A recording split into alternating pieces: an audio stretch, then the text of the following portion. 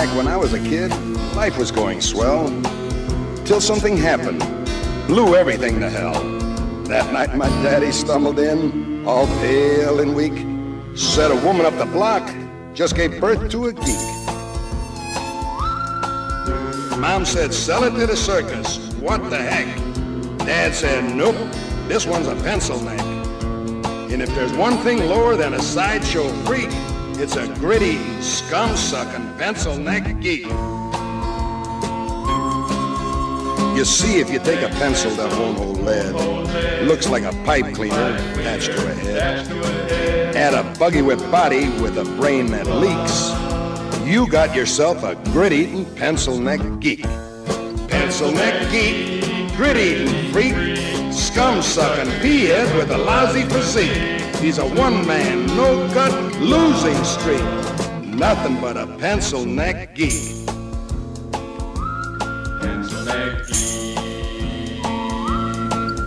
Soon the geeks were popping up all over town. You couldn't hardly sneeze without knocking one down. After a nice juicy steak, if you need a toothpick, just reach for a geek.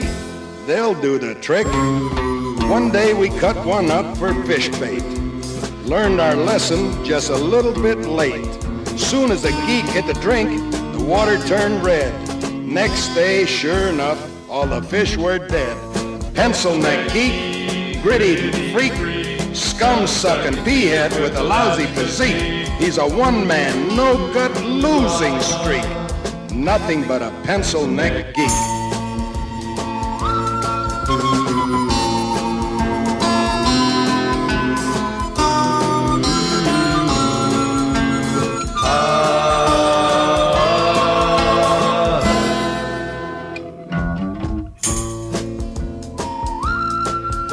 Most any night, you know where I can be found.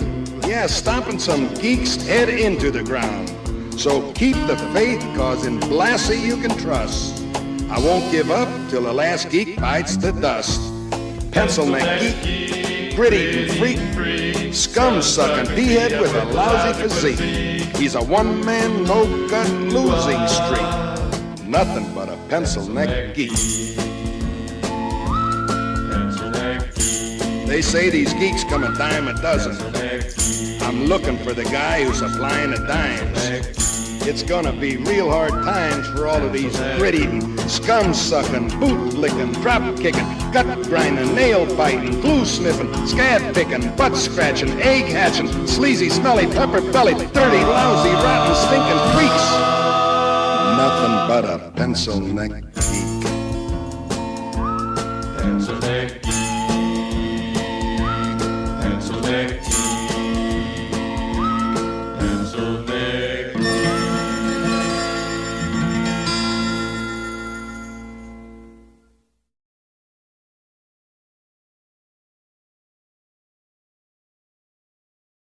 Ooh, what happened to the tolerant left?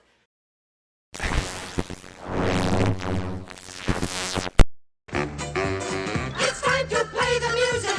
It's time to light the light. It's time to put on makeup. It's time to dress up right. It's time to get things started. Hey man, is that Double D? Yeah man, well turn it up man. Let's just go in and kill all the orcs, right? They're the bad guys, who gives a shit? We just hack and slash and we loot their dead bodies, right? Hack and slash, kill them all, conquer the infidels. Boy, that campaign sounds like a barrel of fun, doesn't it? Somebody who's opening a refrigerator and leaning in, right, is the language of a woman. Somebody who's opening the refrigerator and being cut off halfway through that lean is the voice of a mermaid or a siren. They're utter shits. They're utter shits. This is not the face of the hobby anymore. And I think there's been mistakes made in years past where people assumed that D&D players were all, white dudes in a basement. Which has been a faulty assumption for a lot of years and gets more and more false every day. And so it's, in my viewpoint, honestly, guys like me can't leave soon enough. I just had to be born with empathy and a weakness for socialism and femboys. You gotta put a little hot sauce on the taco, you know what I mean? We want this dwarf to be the dwarfiest dwarf. Right. We want the elf to be the elfiest elf. and just the dashiest dash of Tabasco. Their voices need to carry across water. I'm a creative. It's a huge drain, right? Because fans can be off. When we got the descriptions, they were very adamant. They were like, try not to make it like a white blonde guy. Like, please, like, we love him, but there's like 500 million of them. You say white lives matter, they don't. White lives don't matter because white lives aren't a thing. Lube for their rectal adventures. Lutherville, Marina Del X, Otisburg. Otisburg. Who's this monster? She's got her own place. Otisburg. It's a little bitty place. Otisburg. Okay, I just wipe it off. That's all. It's a little town. Okay. We'll do it live. Okay. No. We'll do it live. Fuck it. Do it live. I'll write it and we'll do it live. Fucking thing sucks. Yeah. 5, 4, 3. Great! Great, Sam! We dumping chump. It's a landslide, sir. On guard. It's time to mobilize. Let's go. Let's go. Let's go. A giant penis. Did you cry? So much. I went into the house and my wife was like, "What's wrong?" And I just crawled onto her and sobbed. Oh my God. Well,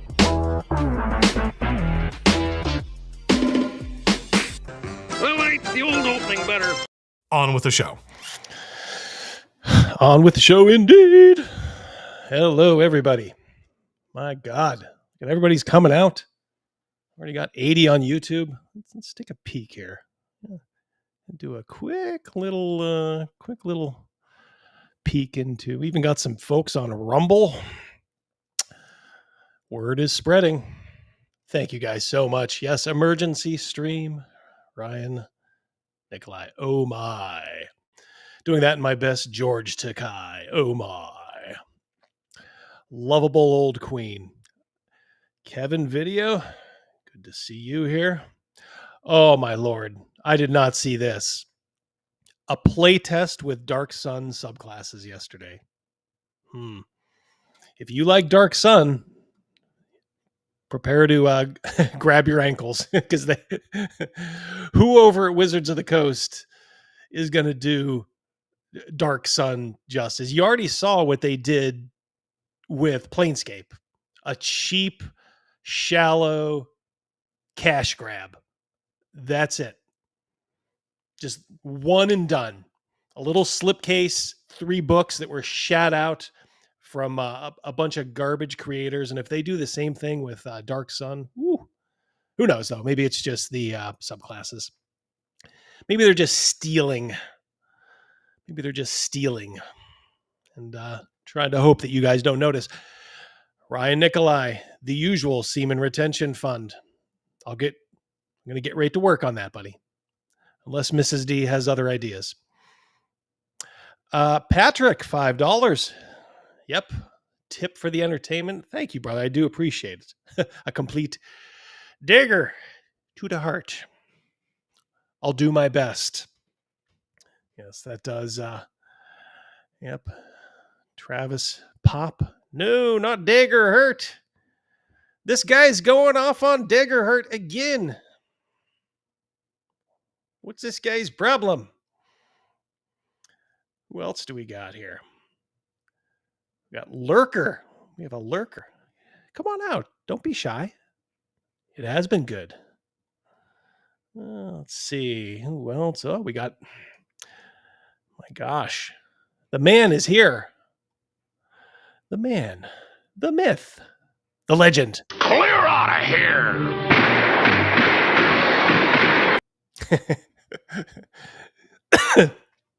Excuse me.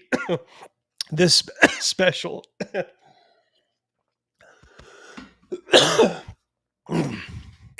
brought to you by Carl's Jr. Thank you, buddy. Appreciate it. Let's hope I don't choke out here on live TV.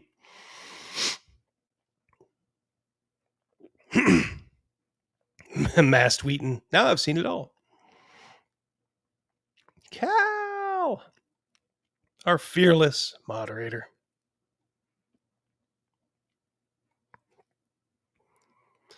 First one. That's my intention. I'm fixing to do just that. And if anybody has an inkling, I may invite some folks on. I don't want to do it too early. I don't want you guys to ruin it. Because let's face it, more of me is a good thing, especially early on. But yeah, maybe you guys can come on in a little bit and tell me what you think. So if you want to break into show business, this may be your big opportunity. Lurking at work, good to see you, brother. Who else? All right, I think I'm caught. Oh, Death Angels, good to see you, my friend. All you guys, yeah. I'll just be Double D in the daytime. Somebody get to work on that jingle. I took today off of work. We get half days off in the summer. And I have a shitload of vacation time because I've been working at my job for 25 years. So I'm like, you know what? I'm going to burn half a day of vacation and pretty much take every Friday off in the summer. So I love this. Guys, you guys are killing it.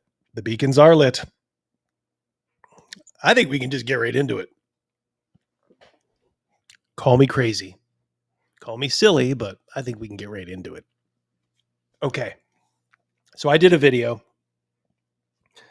where I was talking about Brennan Lee Mulligan joining Critical Role. Everybody knows that now, season 4, series 4, whatever. And I just made the offhand comment. And I'm like, well, of course they'll be using Daggerheart. And then I think I said, if they don't, boy, won't that be telling?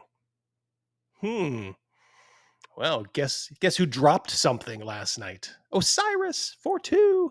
Morning Double D in chat from the west coast of California. Hope you're doing good out there. Hunker down. Hopefully better times are on the horizon. It's gotta bottom out, then it has nowhere to go but up, right? That's what they say, at least. Or you could just move to Texas or Florida. Hell, even Pennsylvania. Come to Pennsylvania, and we're this close to flipping Pennsylvania red. Like the D's are in trouble everywhere. They have not gained in any state because they have embraced such lunacy, such madness. And they are letting the AOCs and all that drive the bus. So they are losing everywhere. And thanks to Scott Pressler, Pennsylvania is gonna flip. It's just a matter of when. And then hopefully that we will turn Pennsylvania into Florida, and we will have an empire that lasts for 1,000 years.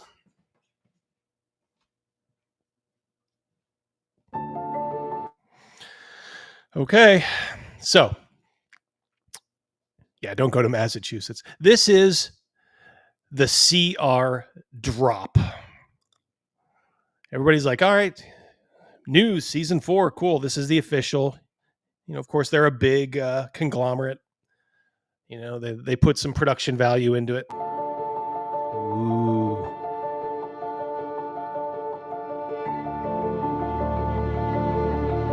I love all this drama. It's like, this is literally just a game that everybody plays. Like we all played around our kitchen tables, in 1985 while mom's cooking, dinner, clanking dishes. And we loved it. It takes me back so much thinking about that. And then you see what these people have done to it. They have, you cannot tell me the RPG world is a better place for all this production value. You simply cannot. Shadows of Riley for €5. Gosh, that's almost, probably is about $5. You were right on the money, Double D. Mercer makes millions DMing his games. Why suddenly stop and swap his place as long as the numbers come in? Yep. Thank you very much, Shadows of Riley. Ryan, $2 again. But how are the Double D's in Pennsylvania doing? Pretty good. Pretty good. The Double D's are doing good. The D's, not so much. The Double D's. Never better. As Doc Holliday once said, I'm in my prime. My reaction to CR News? Oh no. Anyways, yes, it is entertaining to talk about, is it not?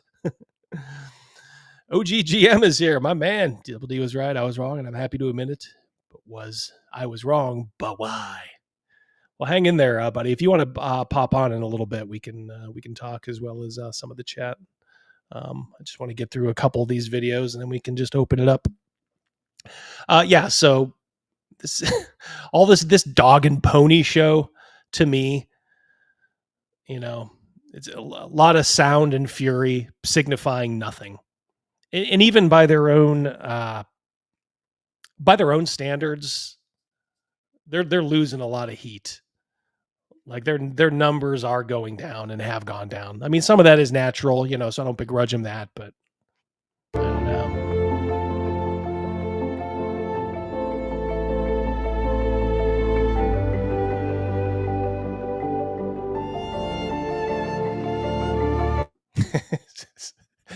This dramatic music. It's like, oh my God, there's a sword there. Oh, or a dagger. How cool. So stupid.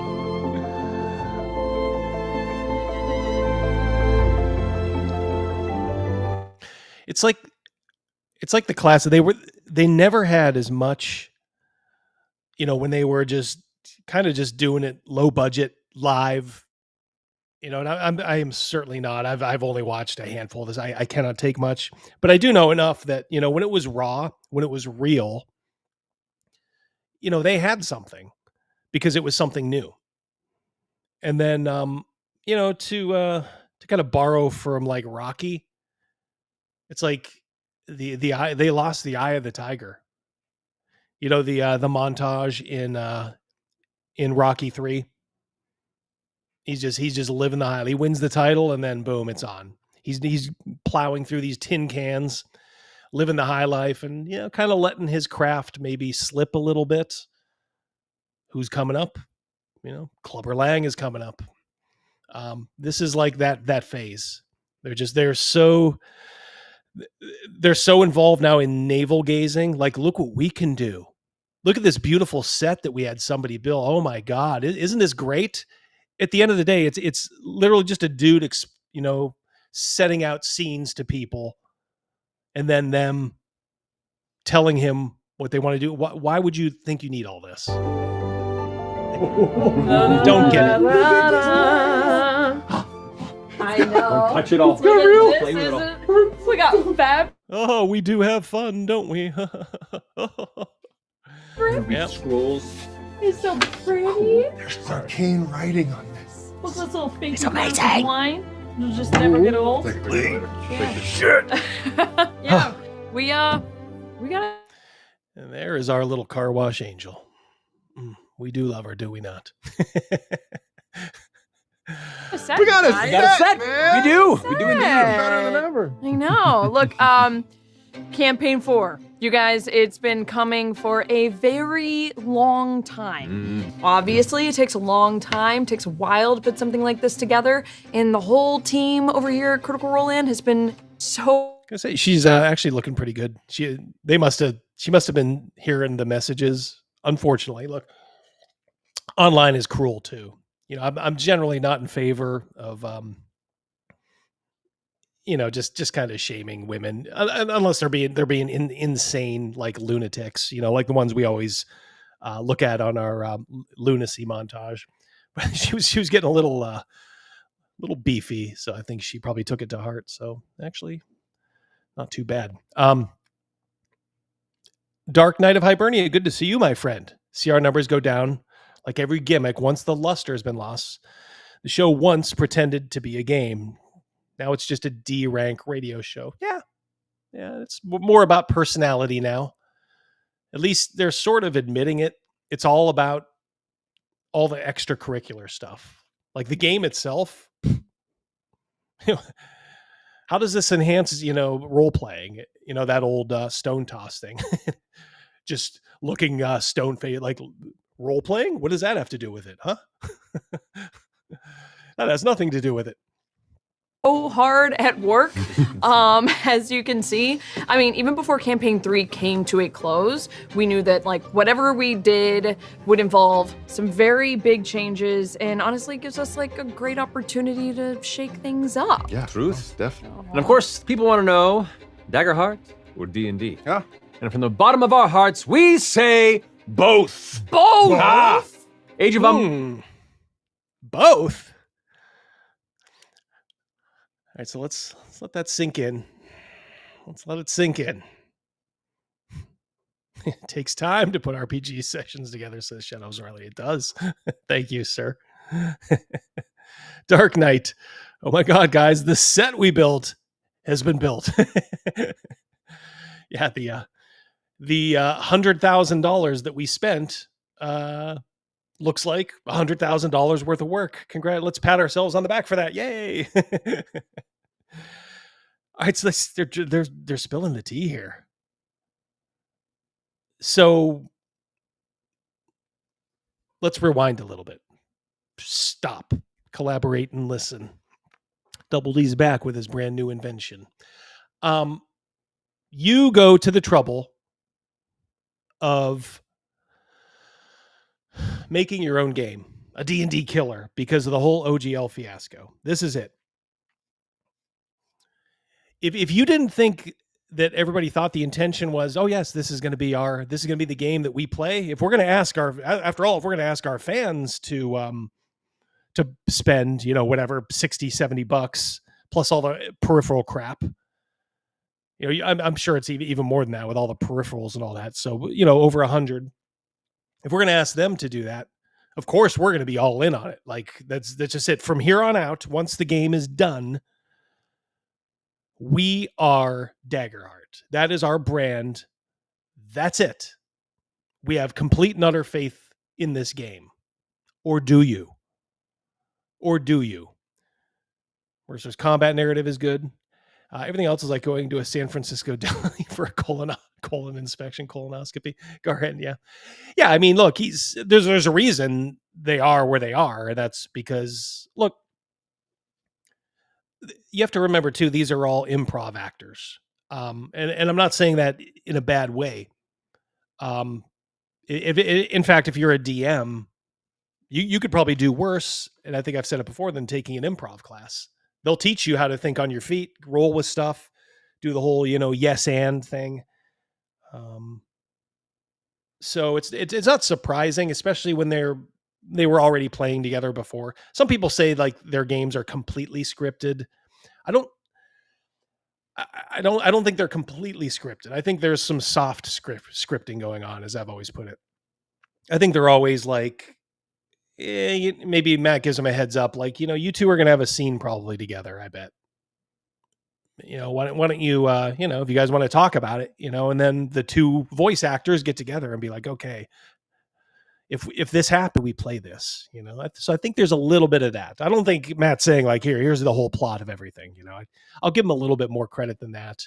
But I do think they realize where their bread is buttered, and they are maximizing their talent, which you'd almost be a fool if you didn't. I mean, it's what their fans want. This only has an 8 1/3 chance of winning. We have a 141 and 2/3 chance of it winning. My God, did I bring that drop over? I don't think I brought that drop over. I'm on EV Mux today. I'm not on OBS, so we can all imagine the Steiner Math promo here. Stormwolf, thank you very much. I do appreciate it, brother, for 5. Yeah. So this, I was like, whoa.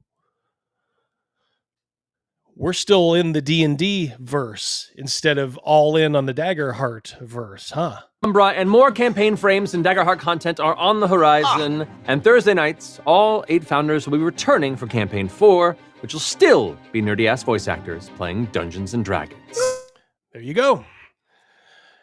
Still nerdy voice actors playing Dungeons and Dragons. I love how they're just kind of breezing through it. They're not calling attention to, the system that we'll be playing is D&D. It's just kind of like, yeah, we'll all be playing D&D. Wait, what happened to your own game? And this time with 2024 rules. Oh, geez, they're upgrading. That almost makes it worse. It almost makes it worse because it shows that they're still chasing. Not only are they playing D&D, they could have just stuck with like 5e. Now it shows that they're chasing the new edition of D&D, which is nothing special, according to everybody. I mean, it doesn't seem to be significantly better or worse from a mechanics point of view than the other edition, 5e. Dirk Knight of Hibernia, €10. Let me see if I can give you something. Even over here on EV Mux, I have certain powers to my name. Ew, what happened to the tolerant left? What happened indeed? I've done stagecraft for years, and I studied English literature in college. I can tell you from firsthand experience, it helps. Yeah. But these theater kid antics, not a hope in unmerciful hell, not even once. Yeah. Yeah, it'll like that kind of stuff, improv and all that. It'll tell you how to think on your feet a little bit better. And look, if you've been DMing for a long time, you probably don't need it just through experience. You can just kind of go because you've seen everything. But for a lot of folks, if you are starting up, it probably wouldn't hurt. But then you also have to realize, as Dark Knight of Hibernia points out here, you have to explicitly make sure you don't turn into a theater kid and start getting up and, going, oh my, doing voices for every single NPC instead of just a couple. Because then the players will follow suit, and then you got yourself a situation going on there. I mean, then that is full blown gayness. Magna Quam for almost 5. Could it be the WotC is paying Critical Role to stick with 5e? Possible. WotC thinks they need a Critical Role in the upcoming final Stranger Things to get lightning in a bottle. Yeah, that's actually not a bad thought. Are they? Let me think about that. Do they make a side deal and say, look, can you just delay Daggerheart for one season? Just get us over the Stranger Things hump. We've been good to you. We understand you got your own rules. It's possible.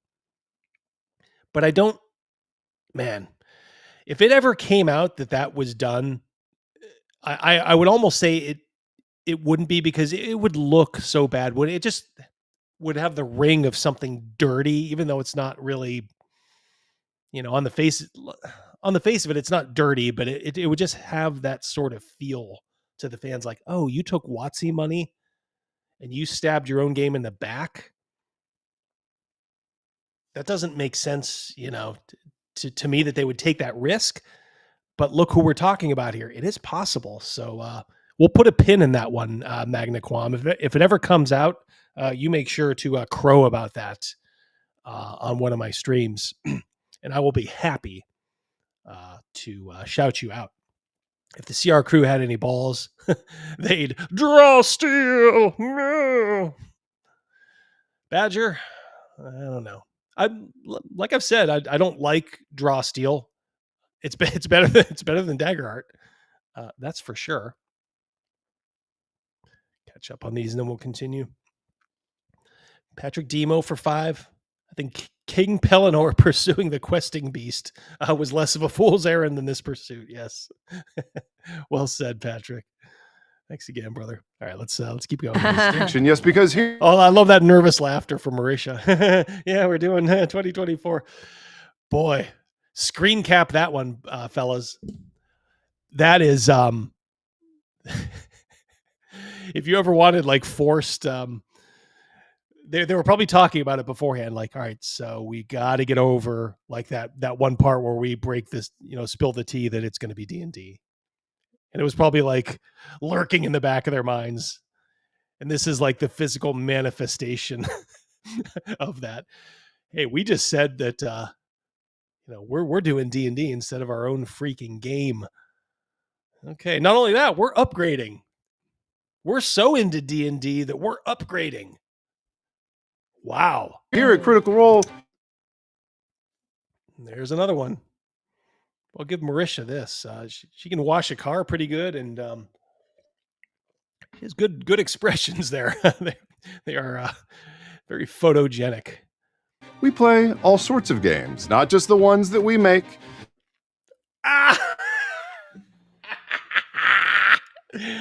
Oh, I wish I had grabbed the Emperor Palpatine laughing in Revenge of the Sith as he's throwing those things at Yoda, those little saucer things, because that's what I am thinking right now. We do other things too. We don't do just our own game. Boy, how does it feel, critters? You just got felted so bad. Oh my God. Daggerheart. More like dagger back. Hey-oh. Because that's right where that dagger is, you dumb critters. Oh, look at this guy. Osiris, 5 memberships. Are you kidding me? Another one. Another one. Another one. Mm-hmm. Indeed. Thank you so much, brother. Appreciate it. Much appreciated. Yeah, you guys are doing great, guys. We got over 180 watching this train wreck. Oh, the knots that were going through their stomach when they realized they probably had to do this. And look, I'll get into why they had to do this. I'm not even saying this is a bad decision. And I think you guys already know why I'm thinking that. And we have to say the response to our now 3-month-old baby contribution to the TTRPG space has been beyond humbling. We are so thrilled and excited, but we also have so much more Daggerheart actual play coming from partners like Dungeons and Daddies and the Legends of Evantris. So they pawn it off on these pores. Dungeons and Daddies. Look at this. To show you what reprehensible creeps all these people are. Dungeons and Daddies. All right, so I understand Critical Role is not a kids show. Okay, but I think you could say, like, all right, if you have like a 13, 14-year-old kid, and they're like, hey, I want to watch this Critical Role, you'd be like, all right, just on the face of it. I know they play D&D, but you play D&D too. Okay. That's fine. Here they are in one of their promo videos shouting out Dungeons and Daddies, asterisk, not a BDSM podcast. Boy, real nice there, fellas. Real family friendly. Promoting those retards. I don't even know what Legend of whatever that is. What is that? I don't even know. Don't even know. Whoops. Sorry. All right, 1 second here. I keep those as a norm. All right, so we'll go back. We must go back. And Lee Mulligan, come on down! It's not just the ones that we make. There we go. And we have to say the response to our now 3-month-old baby contribution to the TTRPG space has been beyond humbling. We are so thrilled and excited, but we also have so much more Daggerheart actual play coming from partners like Dungeons and Daddies and the Legends of Evantris. So good. We're so spoiled. So forced. Oh, we're so spoiled. We're so spoiled that these other people will play our crap game instead of us. We get to actually still do the flagship brand in the hobby. And we'll pawn off our dumb, stupid, unworkable, broke as hell game onto these third tier RPG podcasts. Oh, so funny. Craig for 10 Canadian. That's all right, even though it's Canadian and there is a discount involved. I mean, like, you've got ogres. You do got ogres. Daggerheart is for you suckers. Hasbro rolled up to my house with a dump truck full of money. D&D 2024 is awesome. It rings so shallow, so false. Oh my God. I love it. I love seeing these people having to smile through this. It's like, it reminds me of like in Mad Men, like they were going to do a presentation and, they had already known that the client was going to go elsewhere. But they still had to go through the presentation. So they had to go through the motions. I'm getting that kind of vibe here. I think Don Draper said, well, the baby is stillborn, but we still have to deliver it anyway. It's getting that kind of mojo here. Dark Knight for 10. Boy, you guys, I mean. You know, Quasimodo predicted all this. Who did what? Critical Role proving they dual class into thief by picking their audience's pockets. And to add insult to injury, they proceed to stab them in the back. Yes. Best part, it's people like us that warned them. It's like we're always right. It's like maybe not always, like 98.9% of the time. It's like we're right. And these dumb critters who show up in my comments, oh, sounds like you're not a very creative DM. You can't make Daggerheart sing. Really? Because these guys want nothing to do with it. The A-team is like, this shit is for dungeons and daddies. So much planned for the future of Daggerheart on this channel and beyond, and cannot wait to share more and see more of what this community can do with this system. That's right. And and by the way, it's you can't use the excuse that it's too hard of a game. We Brennan Lee Mulligan, the super genius, the kid who graduated college when he was like 17. Oh, what he can't ingest Daggerheart, which I was told from all these moronic critters was so easy. Oh, you're just dumb if you don't understand Daggerheart. I mean, come on, it's such a cool, fast, and streamlined game. Oh, really? Okay. Apparently, Brennan Lee Mulligan they probably brought it to him, and he just probably laughed in their face. And that's someone who's supposedly a half a notch behind Critical Role.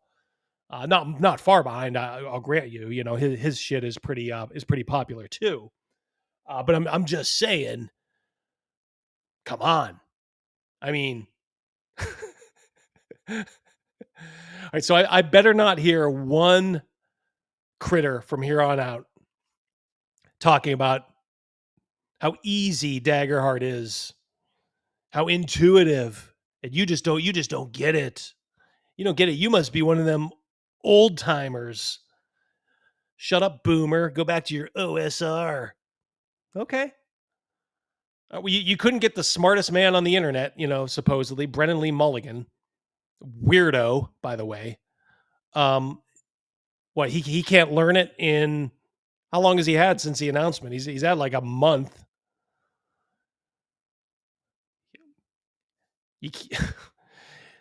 Or what is it? Even the players don't want to have anything to do with this. Oh, it's our great game. They know. Back to Campaign 4 for a moment. If you missed our announcements before our Bells Hells Daggerheart live show in Indianapolis, we teased some of the changes that are coming to this next chapter of Critical Role. Let's go. We got a new story, new world, and a new GM. Mr. Brennan Lee Mulligan, come on down! Oh, that's you. Oh, that's him. He summoned you. I hate all these people. I know it's not personal. Don't take it personally. But guys, I hate all these people. Windows, there's all this stuff. Oh my God, there's all this stuff. Let's focus on all the unimportant stuff. Nonsense! Oh, I tell you, you know, it's like we talked about it on Wednesday. It was in the lunacy montage buried in there. It's the Billie Eilish quote, and generally I disagree with it.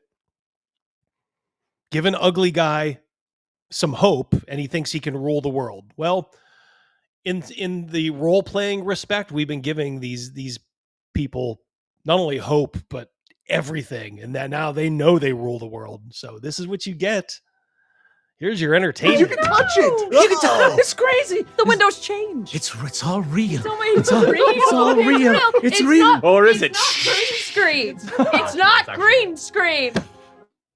It's like they're not even funny. Like, why wouldn't you come in and just do like a bit where it's like, oh, you know, like do the exact opposite. Like come in like, man, this place looks like shit. Like who did your interior decorating? You know, just do it stone faced and then maybe crack up at the end or something. Watches their like mortified reaction. Like don't tell them ahead of time. That's what I would have done. It's like, man, this place looks like ass. Hey, gang! This is so exciting. I feel like it's so like, it has that sort of mandatory fun feel to it, doesn't it? All right, we are cut ups, aren't we? And look, just because you take improv classes, that might be fine for like a role-playing game, but does not mean you're funny. Like none of these people are funny. They do not have a funny bone in their body. Not a one. Not a one. Oh, my Lord. It's so funny. did this in Indianapolis, and it was a goddamn hoot, and I'm happy to do it again right here for this extremely casual hang. Is it coming across casual? While I was standing just off screen these last 5 minutes, I couldn't be more excited to be your GM for Campaign 4. Yeah. You know, we were just talking about it. We were just talking about you, and yeah. Only good things. Only good things. But, yeah, you're Brennan. He's our new GM. I could not be more ecstatic to strap us onto the rocket ship of this new campaign, taking us off to uncharted lands. Wow. Beyond the gaze of Ruidus and Exandria itself, to fabled Araman. Oh. Here's where I'm wondering, like, what happened? Like, did he refuse to like play in their sandbox, or was the message kind of sent to him like, hey, we don't want you in our sandbox. Can you do your own? That's the only thing I'm not sure about here. Because honestly, I think this degrades your brand a little bit. When you're not just building up all that lore, even if it is with another DM, I think it does it's kind of I don't want to say a complete waste, but it is sort of a waste, you know? If it were me, I would say, can you please do it in, what's their freaking world? Exandria. I'd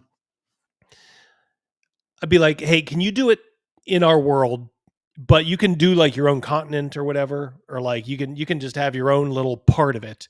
But let's make sure to at least say that, hey, this is all still going on while, you know, whatever's going on with the other players is still happening. If I were creatively behind it, that's almost what I would insist upon. It is so fake, so gay, so tiresome. Exactly, Dark Knight. Just you see like corporate like videos over the years. This just you get a sense of, I don't know how to describe it. It makes like your skin crawl a little bit when you start to see this stuff. And then you see it in your supposed entertainment. Come on. Hey, Johnny Douglas. Good to see you here, brother. The master of Twitter. When you change a winning dynamic, you've busted the brand. Yep. NWO was always Hogan, Hall, and Nash. Anyone else was a jabroni? Yes. Well said. Absolutely. Good to see you here. All right, guys, are coming up on 200 on on YouTube. Guys are killing it. On with the show. Oh, Araman. Our man. So unfunny. Oh, like taking a nail gun right into the temple. Right into the temple. Hey guys, let's go out there. Let's riff a little bit on the name because we can make anything funny. You say Araman, I'll say Araman, and we'll just kind of riff with it. Okay? It's yes, exactly. Nope.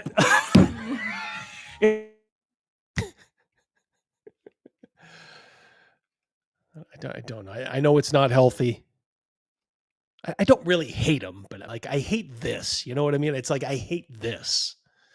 These people make me reconsider my last 45 years of GMing. Maybe entering this hobby of weirdos was a mistake, and the jocks were always right. Yes, the jocks were always right. Shadows of Riley. They were right in that they were the limiter. They were the like a, I don't know if this is it probably is like a race car. It's like you can only go as like fast up to a certain level. They kind of kept everything in check. Oh, you're getting a little too happy and public about your gaming? Do you want to end up like these guys? Well, if we think that's really retarded, so guess what? You're getting a swirly. You're getting stuffed into a locker. Yeah, do you want any woman in this school to touch you? Like I have information in my grasp now because you're over in the corner bragging about your D&D game loudly and acting like these fools. Now I'm going to tell everybody in the class that you play, D&D. You would have done anything if a jock made that pronouncement to you. You'd be like, dude, what do I need to do? How much money? Do I got to get on my knees? What do I got to do? Please don't do that. I mean, if you were normal, like I understand there were just wretched, turbo nerds who, didn't care because they knew they were never going to do anything. But there were a lot of normies who were just like, oh my God, please. I want to get through high school without having this dumb stuff known. But this is what happens when you actually shame the jocks and say, hey, you can't do that. You got to let people live like they want to live here, and just, hey, if they want to be real expressive about their love of D&D, well, this is what you get. Societal retardation. I think we're losing them. Quit, get into your bikini, girly. Somebody go get the Batmobile. It's got an accent on that last day, just to give it a little sauce. Yeah. Did you tell them about the expanded cast for campaign 4? Oh! Yeah, not yet. No. Honestly, we were kind of waiting for you. Figured you'd want to do the honors. Okay. I'm expanded cast. So let's water things down even more. This is in, I think, Stagecraft, they call this misdirection. Hey, we're shitting on our own game. Let's get them to look over here. Oh, there's more people. Ooh, you can still do our new game in these B tier, C tier channels. We're not going to touch it. A gift, a joy, a privilege. Campaign 4 will feature an expanded cast. That's right. Strike up the dramatic backing music for this part of the announcement. That's the stuff. Proud to announce the main cast for Critical Role Campaign 4 in alphabetical order. No.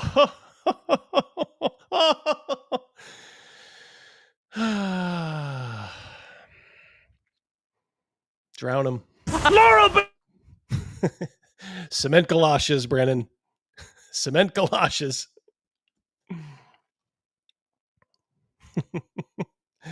Yeah, Bleaker. Yeah. This is the peril. Even I know the chances of this getting to anyone younger are not remote, but it's just small. But if you haven't had kids yet, or you have, very young kids, the absolute worst thing you could ever do is tell them that they're gifted. Even if they are, even if you're like, holy shit, this kid is smart. Always, always, always keep them grounded. Keep them centered. And don't ever let them think that they're smarter than you. Brendan Lee Mulligan is he's a result of a kid that was indulged so much. Like by the age of 10, his mother was probably saying like, oh, Brendan, honey, you're smarter than me. You're smarter than everybody. Just insufferable. This is like Brandon wearing her bikini. Nice, Cal. Ultra TT RPG are over on Rumble. If you listen closely, you can hear all their WotC butt plugs squeaking. Yeah, I think there's a lot of speculation now that WotC pulled up the proverbial dump truck full of money. I don't know. I think if that ever got out, it would ruin them, for at least for a while, because it would look so dirty. I know God promised no more floods, but for this, adds Dark Knight. Bailey, Luis Carrazzo, Robbie Damon, O'Brien guy. Oh, I know her. I know the squealers, and yeah, I do not like her. Yeah, total DEI DM. That is a DEI DM. Taras and Jaffe. Ashley Johnson, Matthew Mercer, Whitney Moore. Let us drink them in a little bit, you fruit. All right, so her. What do we know about her? Other than she's wearing a very unflattering outfit. Not bad. Liam O'Brien, Marisha Ray, Sam Riegel, Alex Ward, Travis Willingham, and myself, Brendan Lee Mulligan. Oh, yes, yes. Oh, what? Brendan Lee Mulligan!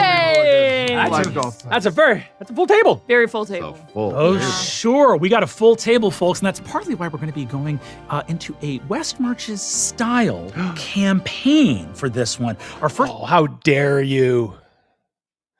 How dare you bring up say the W word? This is be nothing like a West Marches. Are you kidding me?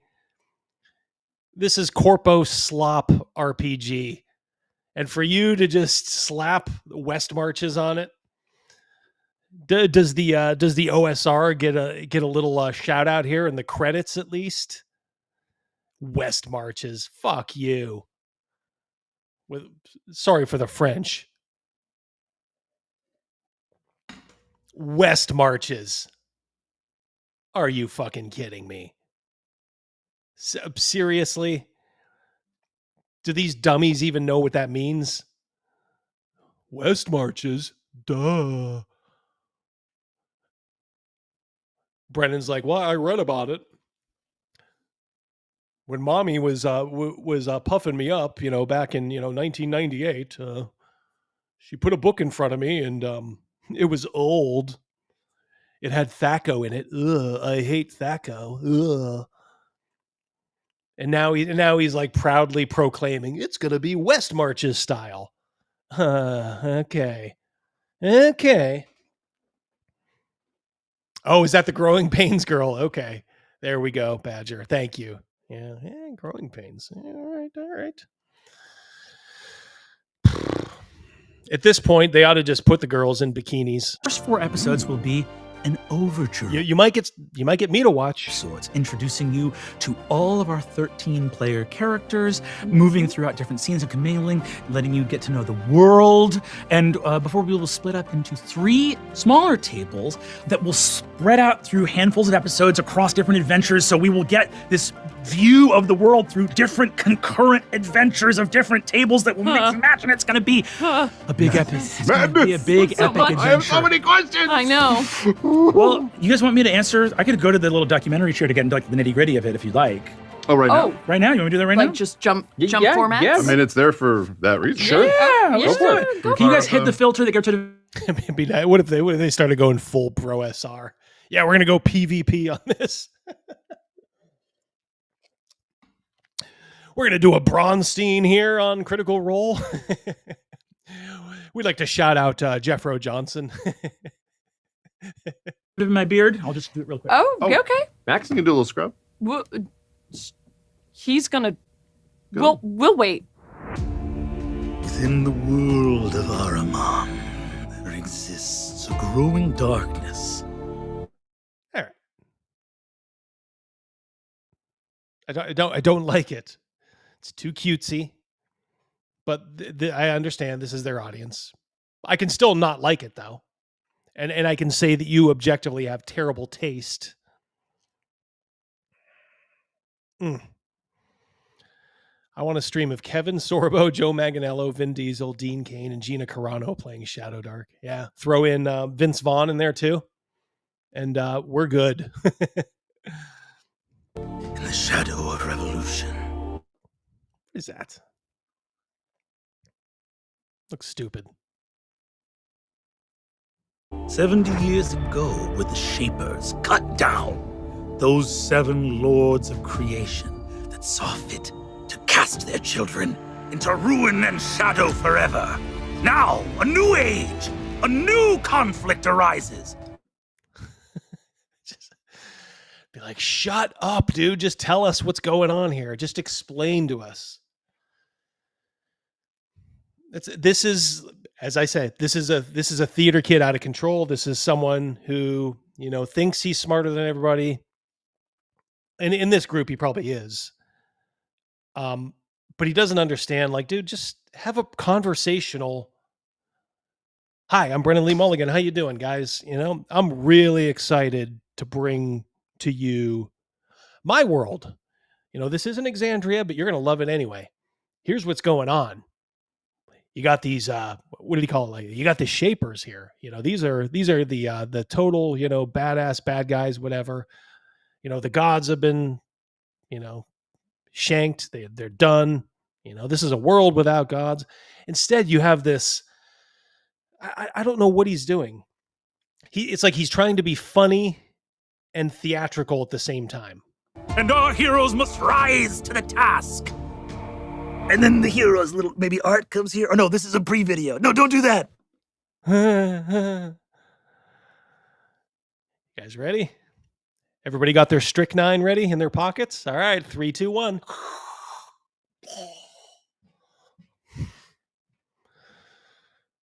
Oh, were those Heaven's Gate people, the guys who had the Jordans and the $5 bills in their pockets, they had the right idea. If I'd have known back then.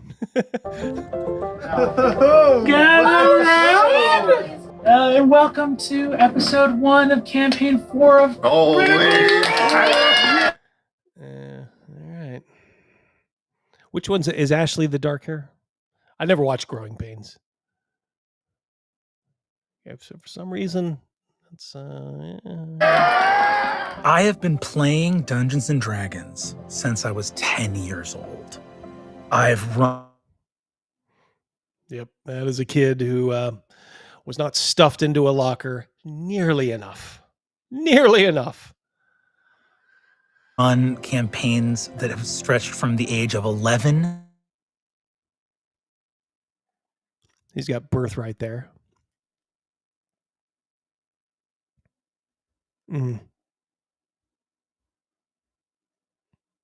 to the age of 17, where we all had to go off to college. I ran a campaign when I was in college that had 40 plus players at a certain point.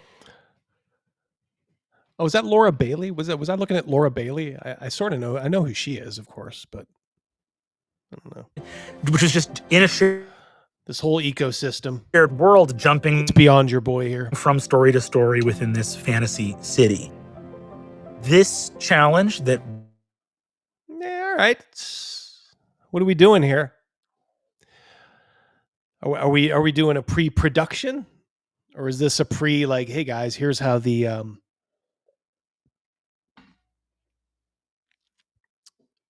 campaign's going to go. Psst, psst, psst, psst. We have before us is to take an enormous party of epic heroes across multiple adventures concurrently in a brand new campaign world on a scale and size that I have never attempted before, but I am thrilled for the challenge. We have an incredible group of founders that want to share their table with so many brilliant people and also are charged with the maintenance and stewardship of an ever-expanding Critical Role media empire.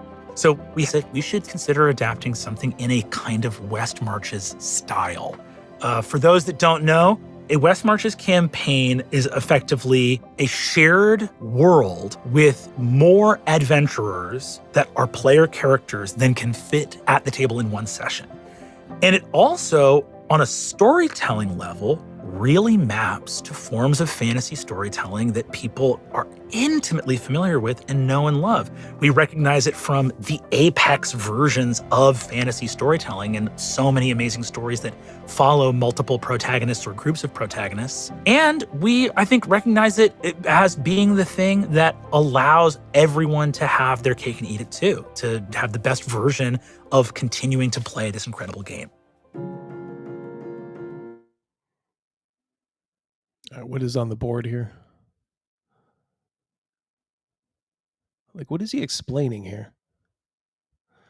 This has me interested. Like, why does your DM, like, unless it's like I said, unless it's like technical production, like, hey, you need to, when we're rolling, this is how we do things over here. Do this. I'm just wondering, like, is he like giving him like a campaign primer and all that stuff? Shouldn't that stuff be done in front of the camera? What are we doing here? In formulating this world, one of the things that's Laura Bailey, right? Yeah.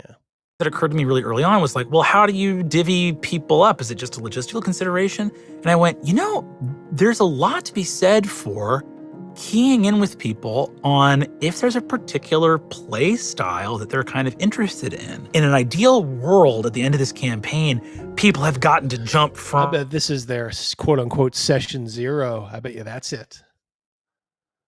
From table to table and experience to experience. But is there a high you want to chase at the outset?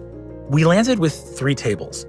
Soldiers, Seekers, Schemers. The Soldiers table were the players that were interested in a traditionally charged combat and conflict-driven story mode, where the non-violent answers were few and far between. We have the Seekers, which are— I don't know. It sounds for what they're doing, I understand it. It just sounds like so.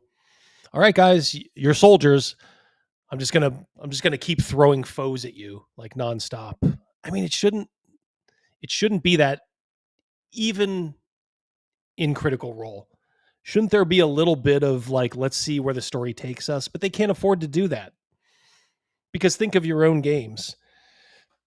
Your own games, they're boring at times. And by necessity, they have to be.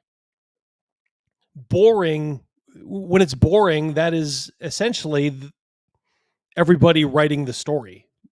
Like, okay, what are we going to do here? Where do we want to go? Let's sit here and let's think this out. Let's talk it out. I think I told you guys I'm doing a, over the summer, I'm doing like a nice little Shadow Dark mini campaign, and I'm loving it. It's like, I have these guys are in, essentially it's the city state of the Dragon Emperor. And then up, we're doing it, a lot of hijinks, adventures. And then they're like, we got to get out of this city because they pissed off somebody. They're like, let's go to these islands down here. And I'm like, oh, cool. As any good DM would be like, yeah, didn't think you were going to do that, So fortunately, they themselves had stuff to do, but I had a whole week in between to be like, all right, now we're onto this island chain. It's just called DMing, really letting the players do what they want to do. This, I don't think, is going to be that. I think this is him setting up a bunch of encounters like, oh, they're going to do this first. No, then they're going to do that. They're going to do this, and then they're going to fight these guys, and then they're going to keep fighting until they get to the ultimate boss, like a video game. Oy. Look at this. Don Petriano, RSD 250. I don't know how much that is in USD, but I think it's a lot based on the color of the super chat. So, what can I give you? What can I give you? Well, let's just give you one of these. Ooh, what happened to the tolerant left? My personal favorite. Where is diversity here? Yeah, well, that one sister, she is the diversity. Yeah, not seeing 50% strong woman of color among them. Yep, just one. Did the player's handbook art lie to you? Hey, maybe some of those white girls will don some blackface, so to speak, and have their characters be of color. Wouldn't that be interesting? But yeah, of course. I mean, I wonder what that Ayala girl thinks too. She's got to look around and, like, in her heart of hearts, she has to know, like, I am here just based on the color of my skin. That's it.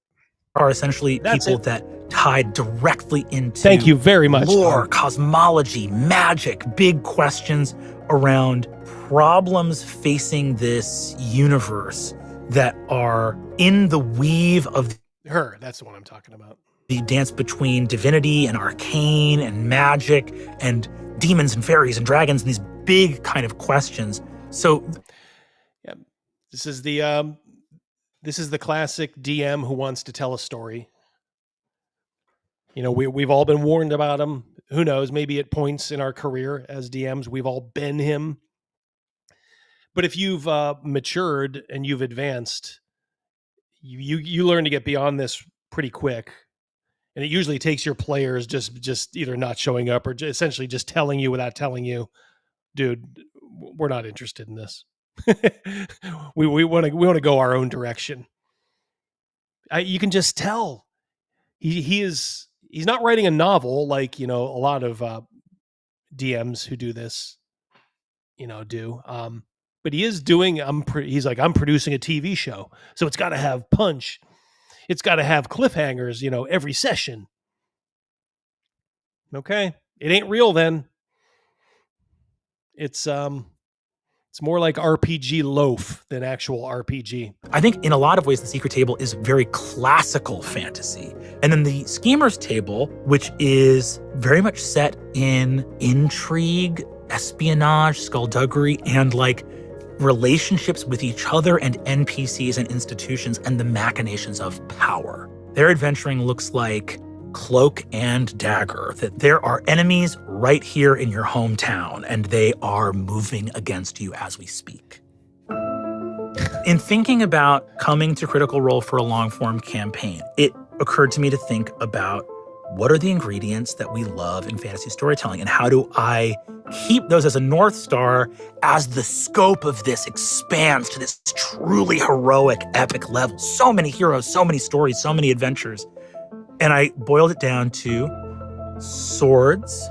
Swords is conflict, combat, bravery, danger, family, deep relationships, the nature of deep bonds of love, death, finality. What are you talking about, you fruit? Ah.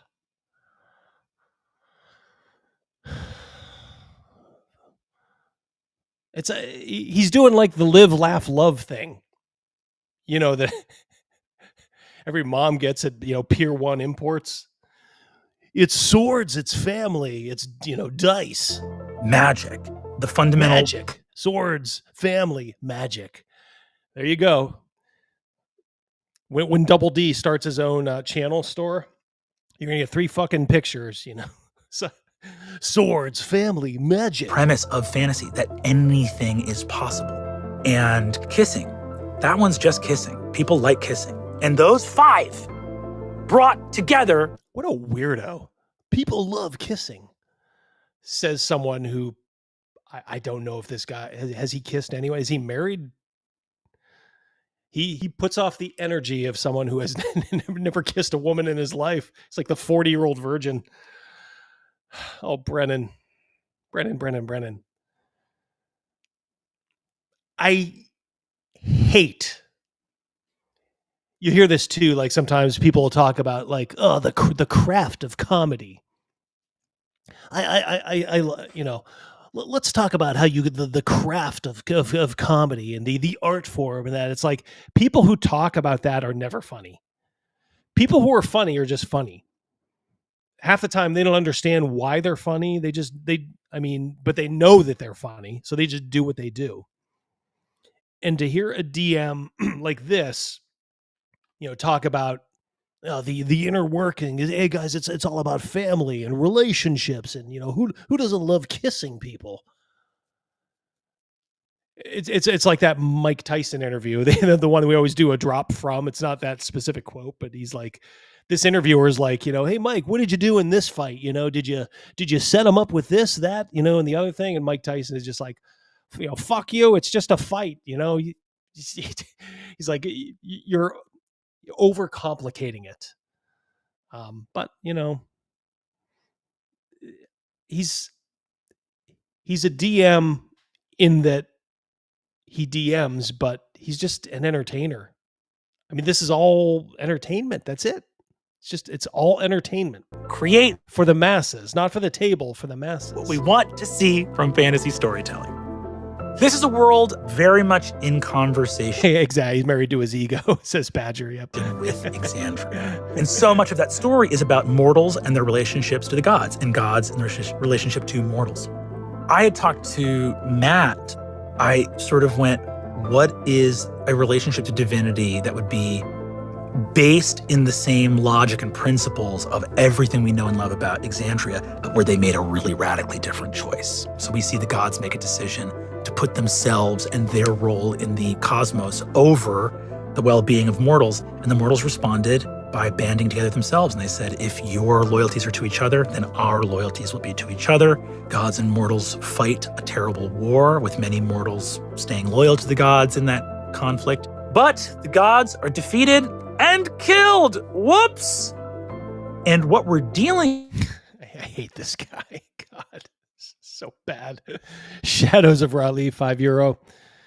I was like him. Then I wrote and sold 6 novels. Oh, there you go. Yeah. Now I'm just a GM. Yeah. When you probably have nothing left to prove, right? 2 completely different skill sets, being a writer, a novelist, and a DM. I don't know how much crossover there is at all. I honestly, other than maybe just setting up a world to start with, and then once it gets going, I'm not sure there's much crossover. Arbiter of Worlds, Macrease, nothing more. Yep. And it's so freeing. He wears a mask. Yes, he does. Yep. But he appeals to their audience, and their audience for the large part is, I know there's a lot of normies, but there's a lot of just insufferable morons in their audience. With in the world 70 years after that revolution is that magic is wild and chaotic and unpredictable, and it doesn't work like how it used to. The issues of the afterlife, of where the souls of the dead go now that the gods do not part the souls to various afterlives. It's good and evil. It's magic. It's the gods. It's all the shit we love. We love this stuff. It's like that. I hate to say it, it's like that. They all have that millennial humor that sprang from like The Office. As much as I like The Office back in the day, It gets old really quick. All these guys, they love that millennial like embarrassment humor. It will not last.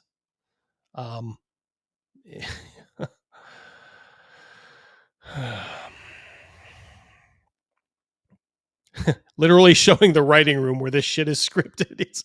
I was saying, if you could tell Stormwolf for 5, thank you. That's what I was thinking. I'm like, what are they doing here? Is this like a production meeting, or is this actually like, hey, we're gonna, I'm giving you guys everything.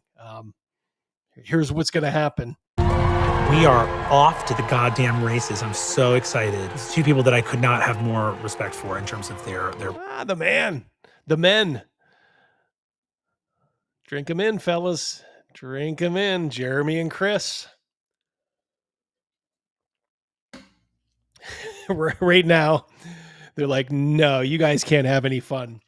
See, we need you to clean up that pile of dog shit over in the corner. And they're like, what pile of dog shit? Oh, that pile over there, also known as our game. We need you to start working on a second edition post haste. Have it ready by next year. prowess, and they're jumping in to make cool shit for this game. Like, why? Like every one of these people, why do you do this? Why aren't you working on your own thing? Why do you have to live vicariously through these people? I don't get it. Chris Perkins and Jeremy Crawford. You know, those guys. That's the humor. You know, those guys.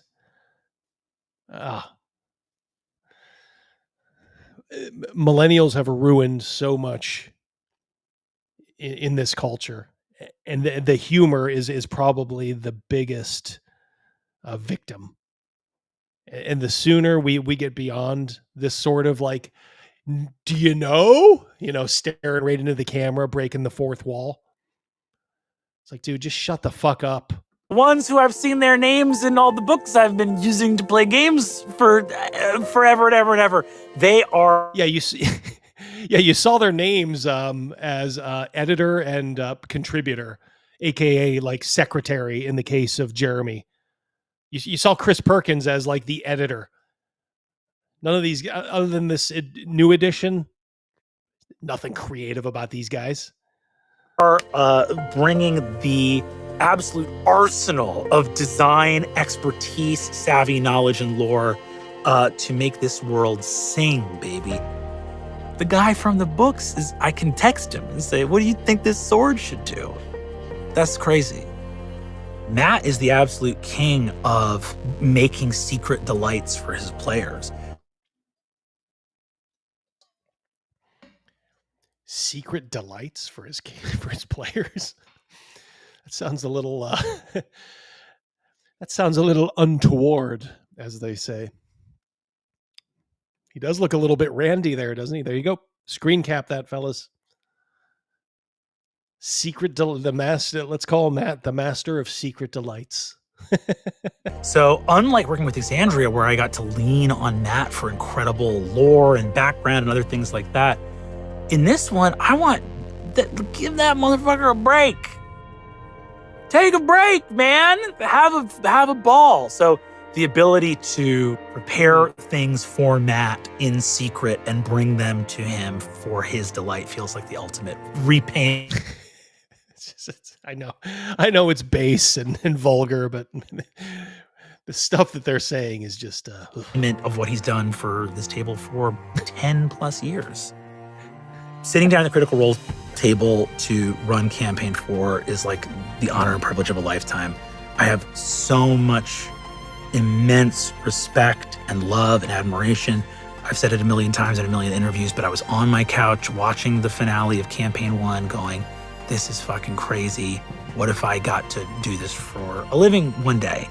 And to come here and lift from the ground up this mighty cast across 3 different tables to tell the largest scope adventure story that I think any of us will have ever gotten to tell, to take this medium of actual play and be able to do something that I think for most of us, we've never done anything like this before, is the honor and privilege of a lifetime. And I'm so fucking grateful. I'm just so grateful.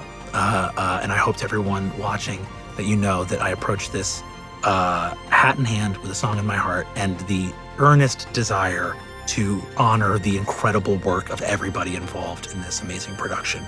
I hope I don't let you down, and I will see to it that I don't. Lovely. How? Oh, God. I ate him. €10 for Dark Knight of Hibernia. Oh, baby. I mean... Like, you've got ogres. You do have ogres. Maybe Perkins is happy. For the same reason Crawford is super happy. His hand went through Perkins' back door. And Perkins had to make Crawford's wiener dance. My God. A fall from grace not seen since Lucifer. Thank you very much, Dark Knight of Hibernia. And Wayne Brock, amigo, good to see you too. We got, what do we got here? We got another one. Another one. Yep, gag on it, simp. No self-respect. None whatsoever, Wayne. None whatsoever. All right, this is almost done. Another minute. Let's be completionists. See you through, and then I have a Bob the Worldbuilder reacts to this, and if Bob is heavily into some copium about us. Was that helpful? Did that work? Yeah. It's, dramatic. Informed. Yeah. Smarter than I was before you left. Also, it looked great. that production value. It's true. It's pretty good. I love it. That production value that we paid for. That's pretty good. It's exactly what she's saying. Basically, these people, they are so egotistical. Talk about something going to their head. I could pick 100 random like OSR tables, and I bet you like 70 of them would be equal to or better than these guys. Maybe more. It's just, but they built up this mystique around them, like we are the premier players. We're the premier DMs. It's like, no, you're premier. Like, you're not even premier actors, but in this small pond of acting, you guys are like the big fish. But that's all it is it's acting, scripting, acting. Yeah, I'd have called that over the top if he gave him a kidney. Thank you, Doc. And also I just wanted to point out that if anyone wants to hear more, even more than what he just laid out about a West Marches style campaign, Matt and Brennan are actually hanging out tonight for our fireside chat for the live stream that's going to cover all of the in and outs of that type of play style. So come join us. Of course, the Beacon Bits can ask all They're masters in the OSR style now. Complete masters. Sorts of questions. And for those that are not watching this video right now, today, that's August 21st. So check it out if you missed it. I'm going to be there for the fireside chat because I have more to learn. Yeah. Always. And please, if we haven't said it enough, don't forget to save the date, Thursday, October 2nd, 2025. For the premiere of Critical Role Campaign 4! Fireworks! Yes! I always want to go.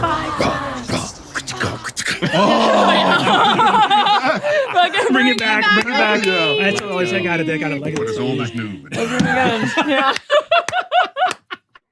These are the kids that you laughed at in high school. I mean, if you were like a normie and like you weren't like out and proud, like when you saw these fucking theater kids, like, oh my God, you'd be like, tone it down, please. Could you go from like 11 and take it down to about a 4? Oh, you have fun. We'll see you guys there. Yep.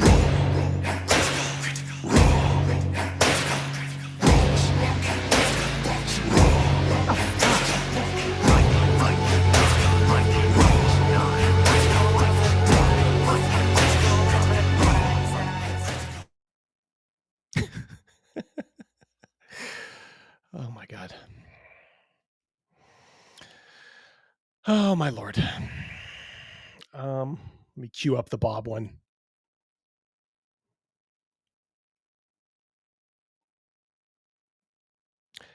Patrick for 10. Why is storytelling synonymous with world building with these people? There's nothing wrong with having a story, but your players always dictate how the story plays out. Yes, they seem to follow a strict script. Yes, they do.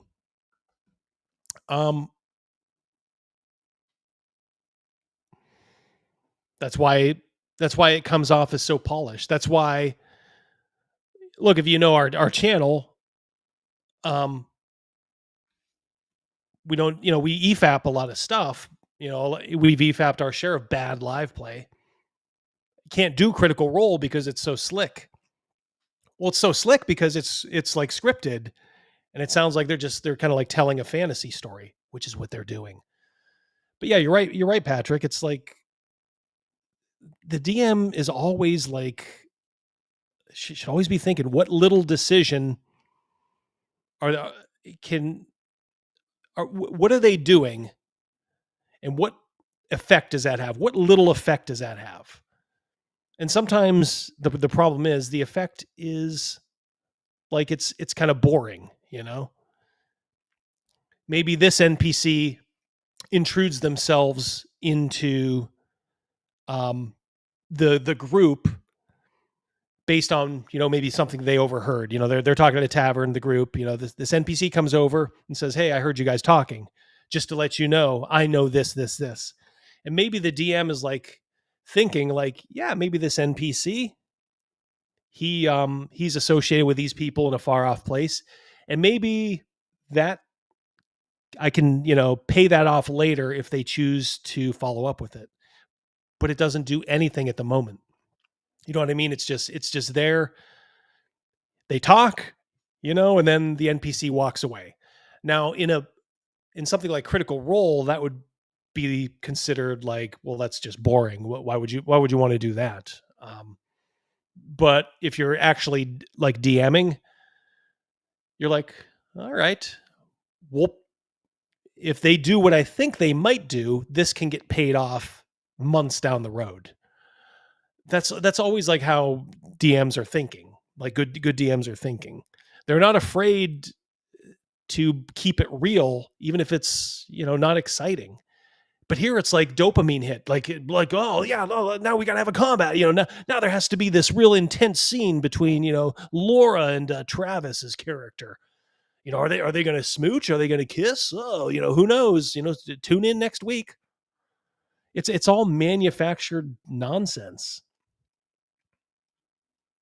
Do not get. Duck Flamingo for 5. Theater kids, the ones the math club used to stuff into lockers. Yes. Universally reviled. And it's good to see that they still are. Tell you what, I'll start, Bob. I will we'll copy this and put it in here. Anybody wants to join the fun, they can. Let's watch a little bit of Bob as he goes through this. Now his video is a lot shorter. People want to know Daggerheart or D&D? We say both. Age of Umbra and more campaign frames and Daggerheart content are on the horizon. All 8 founders will be returning for campaign 4, which will still be nerdy-ass voice actors playing Dungeons and Dragons. And this time with 2024 rules. Still a bunch of nerdy-ass voice actors playing Dungeons and Dragons. I did not see this coming. Maybe you should have, Bob. I knew it was a possibility. Like I said, when I did that video, when I did the video on Brennan Lee, I gave you the warning. I said, of course they're going to use Daggerheart, but if they don't, what does that mean? What will that say about Daggerheart? Okay. So let's, but before we get full into it, I'm going to say what Bob, as you'll find out, will not say. And that is The Daggerheart game is just not up to snuff. It isn't. It fails in so many places. I don't care what the sales are. It's not a good game. And I have to think that will win out. It did with like Candela Obscura. That was Spencer Stark's first dump. This is dump number 2.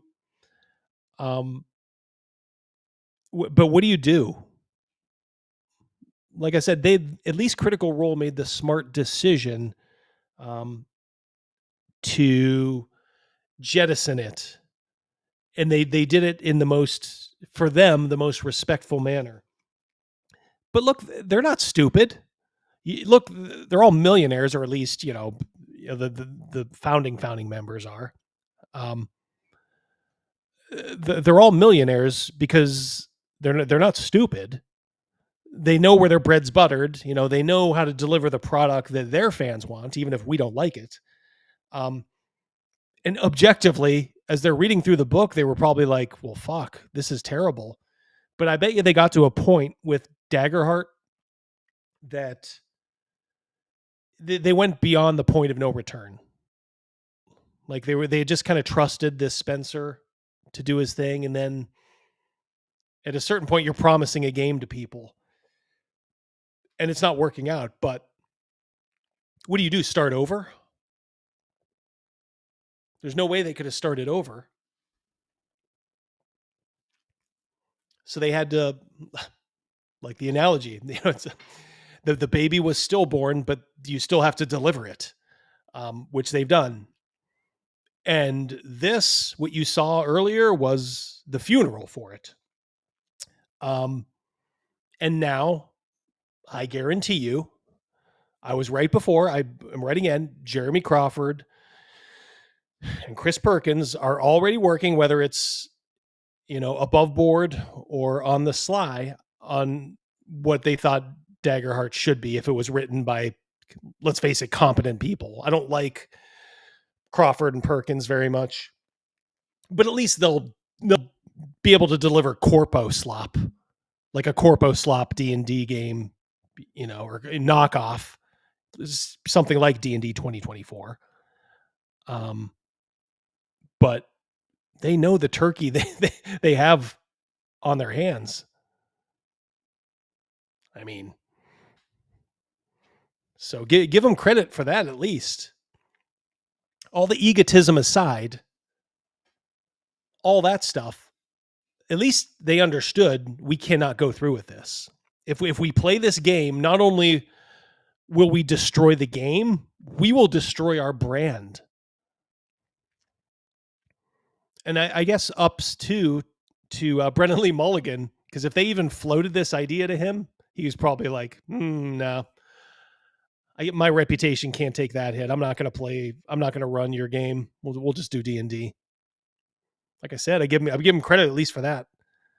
Once again, I'm asking for everyone for a small donation to buy Bob, the Worldbuilder, a cheeseburger, says Batcher.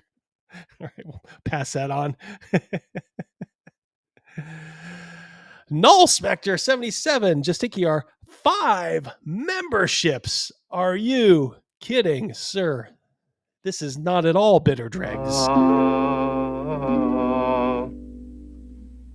Bitter dregs. Thank you very much, Null Spectre. You guys are getting me in the feels today with all this love and support. Much, much appreciated. Remember, I do have the link in there. I'll tell you what, I'll put it in one more time. If anybody wants to jump in, don't feel like you have to. I can do the heavy lifting, but if anybody wanted to get their say in, feel free. Don't do it very often because I'm usually on OBS, and bringing guests onto OBS is a bit of a chore. But when I'm on EV Mux, a little bit easier. It's kind of just like StreamYard. Get that man an In-N-Out burger, says Osiris. Yes. Yeah, he is I'm sure Bob is very nice. I will just say that. He's having seen him, he's a very slight man. Let's just say that. It's what we would call a very slight man. CR said it at the start. Content. RPGs are content. Yeah. Yeah. Which is why I don't understand if you're just work on getting a game. Like, don't base your game on what they put out. Just kind of like do your own world building, and then let your players, take the ball and run with it. That's all you can do. I know there will be people in the comments who are like, oh, we always knew. In a way, you can say that Critical Role is still switching. Hey, Bob, I knew. Well, I didn't know, but I knew it was a possibility, unlike you. Systems, because they did say they will be playing Dungeons and Dragons 2024. So how as much as that is new. And the other huge change here is that they are changing the cast. They are expanding it from their typical, 7 people to 13 players. And they will be split. More is better. More. Pay no attention to the man behind the curtain. Into 3 different groups. They're using the term West Marches here, but I don't really know if that's the best way to describe this. So it seems more. Bob, if you're listening, man, if you stumble into some money, my man here, Patrick, he's got you. That is a great name, Bob Worldburgers. Oh yeah, that is some good stuff. Spin Gypsy over on Rumble. Damn, I was hoping so much that Critical Role was going to run Hyperborea. What happened? Yeah. Oh my God. We have to deal with Facco. Can't do that. We'll steal the West Marches thing, though. Like 3 campaigns just going on in the same world. And I'm wondering if that's how it'll be viewed. Will everyone just have their favorite group? Because one will be focused on combat, one will be focused on lore, and one will be focused more on like scheming and thievery. He's a schemer. If Crazy Mouse were here, we'd be doing that back and forth. He's a schemer. Is I believe how it was explained. So the viewer will either be watching the group that hits their playstyle the best, or be watching the group that is just composed of the people they like to see the most. On one hand, it's easier for every viewer to keep up with the campaign because they might only be needing to watch 1 episode a month then. But there's no way they're gonna do 3 episodes a week, right? That would kill Brennan Lee Mulligan. Yeah, keep in mind, like I said, we do EFAP, but there are people at EFAP who I do not like. I know. Look, I know he's a lefty, but I always have kind of liked Bob. I don't know. Call me crazy, call me naive. Of course, unironically, I like Professor Dungeon Master. I think he's a cool dude. And I gotta say, I kind of do like Bob. First week of the month is the swords, the combat. Then the second week of the month is the seekers, the lore people. And then the third week is the schemers. And then they take their 4th week off. I think that's actually their normal rotation, right? And on the 4th week, God rested. Oh, I'm sorry, Brennan rested. That's probably the way Brennan looks at it. Right? So on the 4th back week, to the I shall fact that rest. the system stayed the same. It is baffling because they've changed the GM. That alone is huge. Playing the same game from one GM to the next can feel like a different game. And they have a whole... I tried with Condor. Believe me, I did. But apparently once you lie to Condor, quote unquote, he wants nothing to do with you. Group of new... Very, very feminine behavior, Steven. Come on. Let's be men. Let's come together. Come to an accord. People. They kind of get to say, oh, it's the same cast. But yeah, no. Like... Yeah. If there's like I think there's a Ginger Marianne thing going on between Marisha and Laura Bailey, isn't there? Yeah, Marisha, not a flattering, picture, but look, we all know the car wash, the famous car wash video. I think she's like Ginger, and then Laura Bailey is the Marianne. I gotta say, I always thought it became so trendy after a while for people to go like, well, of course I actually like Marianne better than Ginger. So I always thought Ginger got a bad rap. Of course, talking about Gilligan's Island for anybody born after 1980. But in this, it looks like Laura Bailey is aging a lot better. Let's just say that. Not that there's anything wrong with good old Marisha. Marisha Mercer. You're splitting them into 3 different groups and adding a bunch of new people into the mix. So it's a different cast, and much like a GM, that can completely change the dynamic of how the game feels at the table. They're playing in a different world as well. This is not Exandria. It is Brennan's own creation by the name. Very uninspired. I don't know. Create something dramatic for me. I mean, it looks kind of looks like a wizard hat. Like a wizard hat with like stuff in it. I don't know. Like I'm assuming that's got to be a mountain, right? Like what is I don't understand what's going on. It makes no sense to me that it didn't when I first saw it. I viscerally do not like this because it's confusing. Like what are these little tiers? Like it's supposed to be like a city? Are we doing the whole Gondor thing? We got to do our own take on Gondor. Is that what's going on here? Just very, very confusing. And it almost looks like sci-fi-ish, you know? Like, I understand they're not perfectly symmetrical, but like those tiers are symmetrical enough to where I'm like, is there like plexiglass in front of those? Is there like, oh, you know what it reminds me of? It's like, remember in that Star Trek The Next Generation episode where they were spying on that one like primitive culture? They had like they had like a hologram essentially covering up their little spy cave. That's what it reminds me of. The one I think that was the one where they thought Picard was a god. I saw the Picard. Yeah, this I don't know what this shit is. It's too purple. It's not dramatic to me at all. It's just there's birds flying around it. Like I don't know. It kind of seems to me like somebody who doesn't understand, doesn't get it. Like someone like Ken and James, or Keelan, aka the Wonky. They'd have gotten like what fantasy or Patty from Patty's Parlor.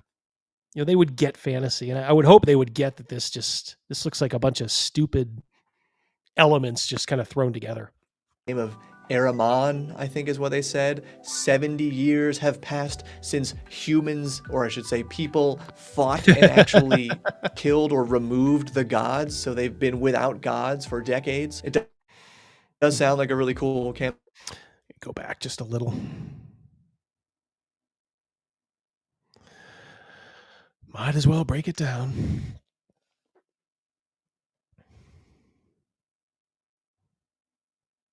No.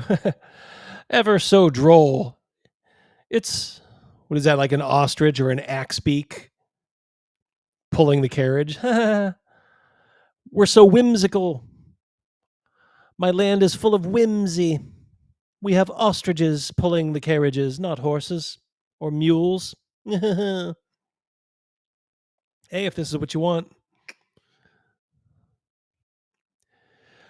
But also, like, again, it's just such a mishmash. What is going on there, guys? Am I seeing Ukrainian flags in the background in those ruins?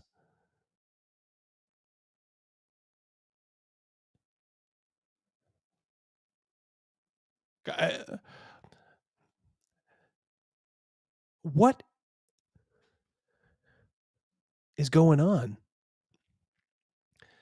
Part of the things when you don't have the highest self-esteem, you always think you're wrong. So I'm thinking like, no, that can't possibly be 2 Ukrainian flags in the ruins. But I can't see anything other than that. Oh my Lord. All right. I don't think it's the Trantifa. No, I think those are Ukrainian flags. Okay. Bloodworth says no. I'm getting mixed messages here. No, not quite. Are the colors like kind of except it looks like blue on top and yellow on the bottom. Orange and green. Okay, not blue and yellow. Okay. Wow, maybe I'm colorblind. Or maybe you're colorblind, Surly. Orange and green, not blue and yellow. All right, yes, more orange than yellow. I don't know, guys. Okay. I'm going to defer to you guys. Okay, so we'll give them the benefit of the doubt. Can you help me roll up a 10th level Putin? I'm going in, says Spin Gypsy. Yeah, we'll make an exception. Legally distinct from Ukraine.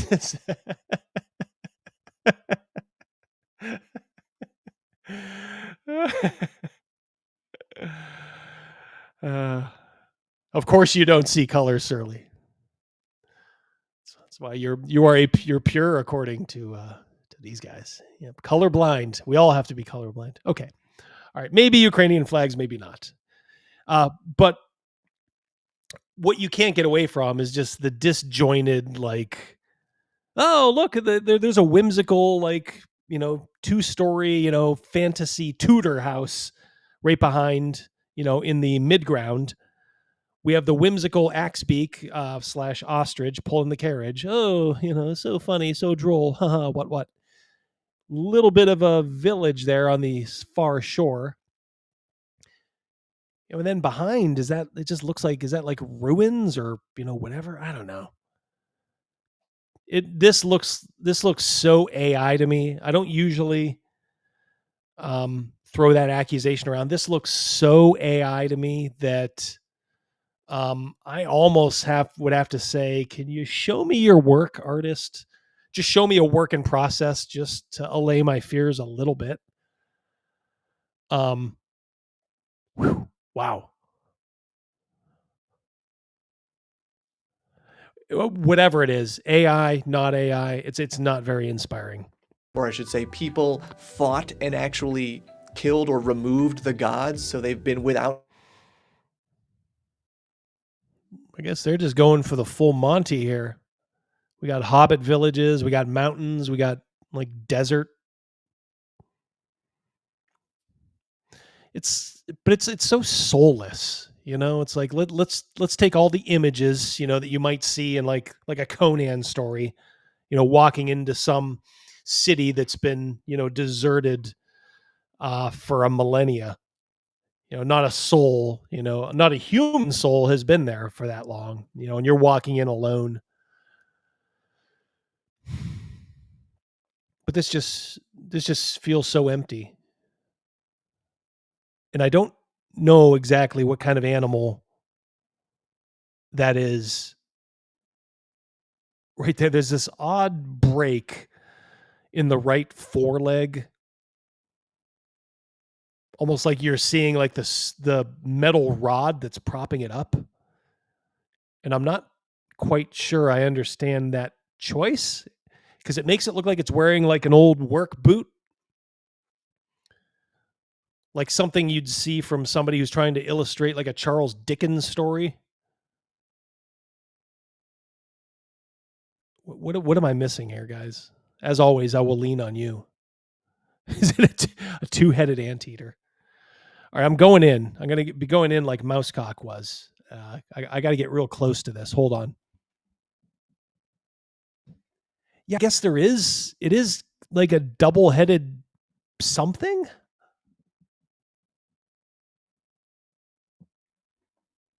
But like a double-headed what?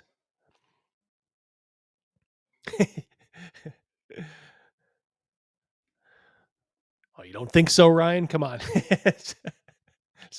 It's Critical Role we're talking about here. They can do whatever they want.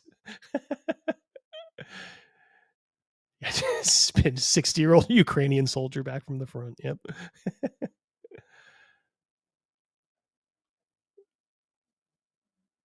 All right, a broken Sphinx, but like where? Like, am I not seeing the rubble? Like what? Is it? Looks the two heads are throwing me. Okay, I don't know if there's supposed to be something in between them or like they actually meant something there.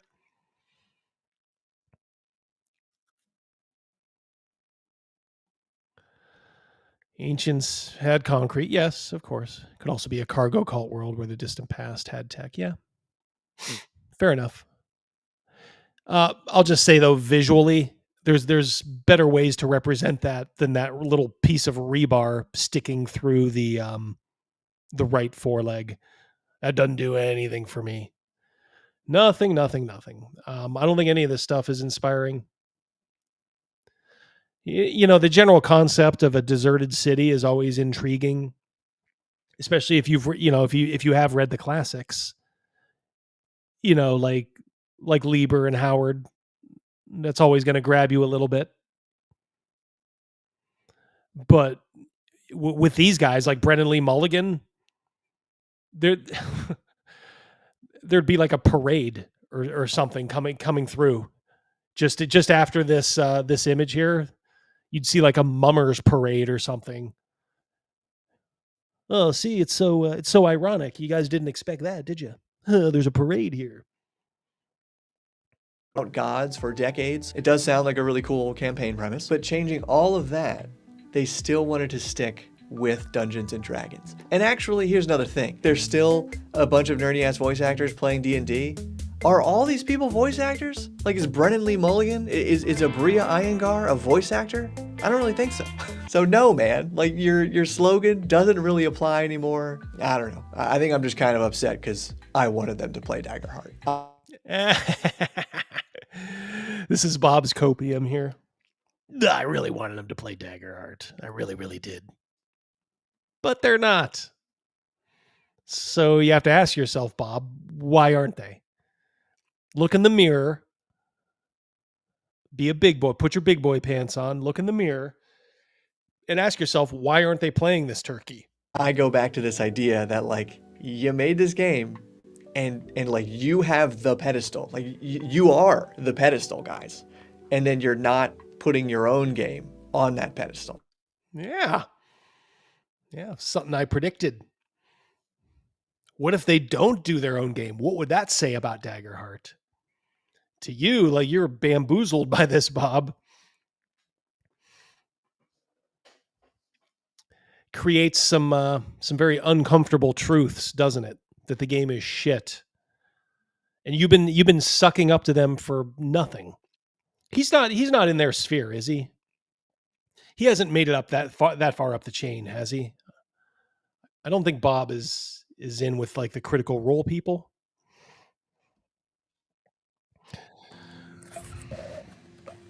Bloodworth. Hey, how's it going? Good. How you doing? Good. Thanks for popping in. Yeah, no problem at all. I had a little errand to run in between, so I was like, oh, I'm glad he's still running. Yeah, absolutely. Let's watch more of Bob. So it's kind of a weird play. I see that really coming down to two things. One, Daggerheart probably doesn't need it, right? Like clearly the game cannot stay in stock, but it great excuse. Yeah. The game's selling well, so people definitely don't want to see it played. Yeah, that was a weird one. I mean, overall, I'll let you finish watching it if you haven't seen it already, but yeah, he really is kind of perplexed. Oh, yeah. Why they didn't use Daggerheart, which I'm in the same boat too. It's like just not a good look. It's not a good look, but I understand why they did it. It's like, guys, it's the Occam's razor.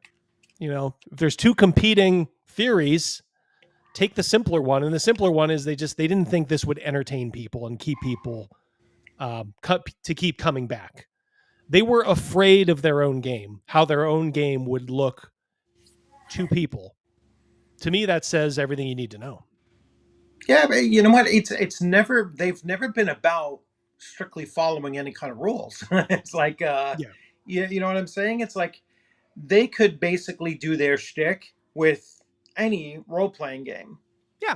And it would be just as because people aren't going there to watch them play the game. They're going there to watch them, entertain. They just want to be there while they're doing it, and I see that too, with my streams and that, of course we try to be as entertaining as possible. But a lot of times it's like the chat just wants to hang out with us and hang out with each other and just talk to each other. It's like exactly. You're sort of giving it. And in that respect, I do understand it.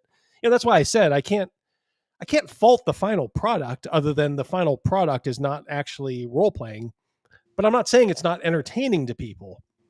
But right. Please don't. I think that they're going to, I think that the model that they're using, because I was kind of surprised when they said both, because I didn't catch that the first time I listened to it, so it's like one group going to be running D&D and the other group is going to be doing Daggerheart, and the third group is that is not going to work. I mean, no. It's like, talk about mixed messages. All right, so I don't have to watch 1/3 of the episodes that you're going to put on there, because that's not what I'm looking for. Yes. It's just a bizarre choice. It really is. I agree. Ultra tabletop for $1 over on Rumble. Thank you, brother. Daggerheart's the gay Down syndrome brother of 4E. I think you may be talking about Draw Steel there. I think that's has a little more lineage to 4E, but I would just say Daggerheart is very much modern RPG design. It's very much this sort of in this modern vein.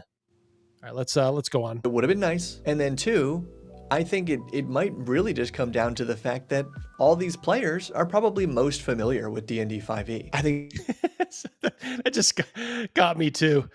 All right, so the reasons they're not using Daggerheart: 1, Daggerheart's doing so good, why would anybody possibly want to see it played live? And also, the players are just more familiar with D&D. Okay. Well, then why shouldn't you assume your customers are more familiar with D&D and would just want to stay with that, or exactly. Pathfinder, or any type of OSR game or anything like that? Why are you asking your customers to do what you're not willing to do yourself? The ego on these people, is just got to be so insane to ask your audience to pony up $100, and then you be like, I don't really, because honestly, I think he's right here. I mean, I think a lot of it was they don't want to play Daggerheart, but they're also afraid of it too, that it's just people are going to realize. Yeah. I actually made a comment on Bob Worldbuilder's, on this video of his, where I said, because recently I went and I purchased a car for my younger daughter, and I came up with the analogy that I think applied here. When I spoke to the salesperson, I asked the salesperson, which one of the Hondas, which one of these models do you drive? And he said, I drive the HRV, and then the Sport Edition or whatever it was. That's ultimately what we got my daughter. But imagine if he says, well, I drive a Toyota Corolla. And not even a trade-in. I bought it new. I was like, that's what I got from this. I was like, here you have Darrington Press, Critical Role, saying, here, we want you to buy into this new campaign, but we're not running our own game. We're running our competitor's game. It's a great analogy. It's a great analogy. Yeah, the car salesman, these selling cars for Honda, and then you see him drive away in a Toyota. Yeah, like, wait, what? What's going on just here? doesn't make any sense, And I was like, oh, that's a terrible analogy. I was like, no, it's a perfect analogy. It's like, you are not promoting your own game system, then what is the incentive for anybody to have the confidence in buying it in the future? Like some of us, we might have bought it already, kind of in anticipation that the next, they're going to continue supporting it. They're clearly not. And so that's the issue that I have with it. I was like, geez, they could have gone out there and run it with anything else, that is up and coming then. And the people would be more familiar with it because it's already around. It just didn't make sense to me. No, not at all. I think that would have been a big ask to be like, hey, all you 13 people, you're going to have to give us amazing improv performances for the next 2 to 3 years. And you have to study this 300-page textbook. Oh, all of these critters who'd show up in my comments. Oh, this game it's perfect for ad-libbing. It's perfect for spontaneity. Yeah. Oh, it's so great. And here's Bob, he's waltzing into the answer, but it's like he doesn't even realize it. Yeah. He's like, yeah, why would anybody want to learn this 300-page book? Well, if your book was so easy, if your game was so easy to learn, it wouldn't be that hard of an ask. And honestly, in some respects, it's not that hard of a game. I think it would be hard to pull off. But as far as understanding it, it's not hard to understand. Yeah, it's two die 12 instead of die 20. You're rolling against a target number, and you have a bunch of odd stuff. But again, it makes me chuckle that they apparently designed a game, at least in Bob's eyes, that was not only beyond the normal person, it was beyond the people who supposedly helped create it. Yeah, it's like, and that's what made me say, it was like, well, none of them read the 300 pages or the 900 pages that D&D 2014 was. That's something that Scott Garibay always attacks them for, is like none of the players actually know the damn rules. And that's because they're doing mostly improv while they're playing it, or running it, however you want to say it. By Bob Worldbuilder's analogy, then, are they going to buy the, what is it? The 2024 is even larger in page count. Yeah. It's like, all right, so now they're not going to read 300 pages, but they're going to read 1,200 pages. Mm-hmm. They're not going to do that either.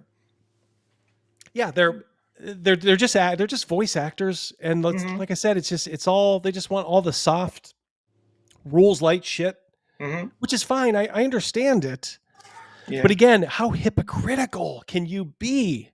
Oh my lord. This just had me rolling, just making every excuse as to why they shouldn't play the game.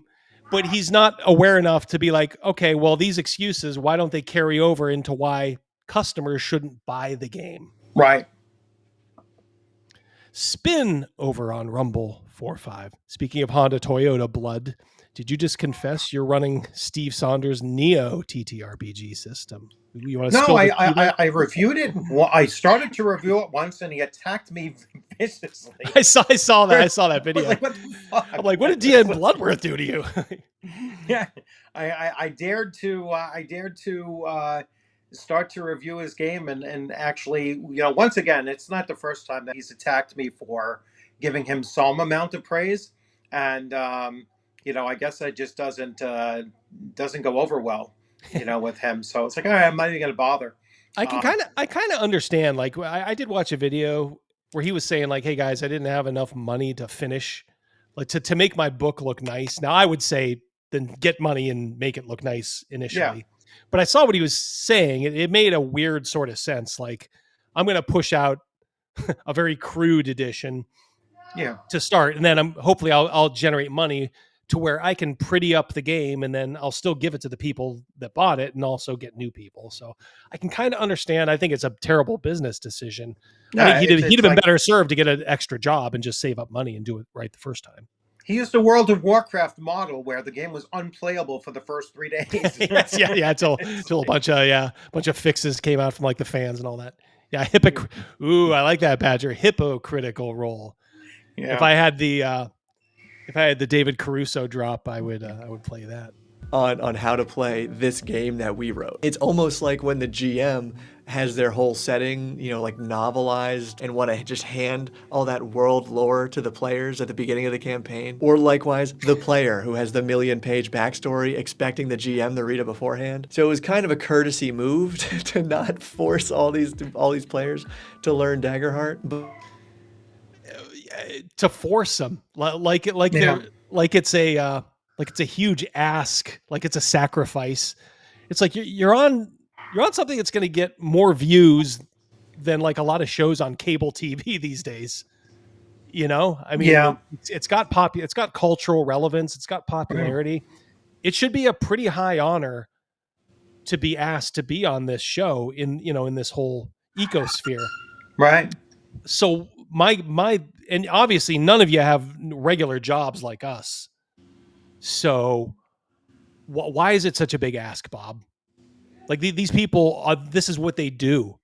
You're telling me they can't spend 2 hours, like literally 6 hours a day over like 2 days to learn the rules inside and out. And honestly, we all know it doesn't take that long. But any rule book for this type of game, like 3/4 of the volume is like spells and monsters. like the actual, actual it rules literally themselves. will only take you, a span of just glancing through it, and you really only need about functionally 75% of the game rules.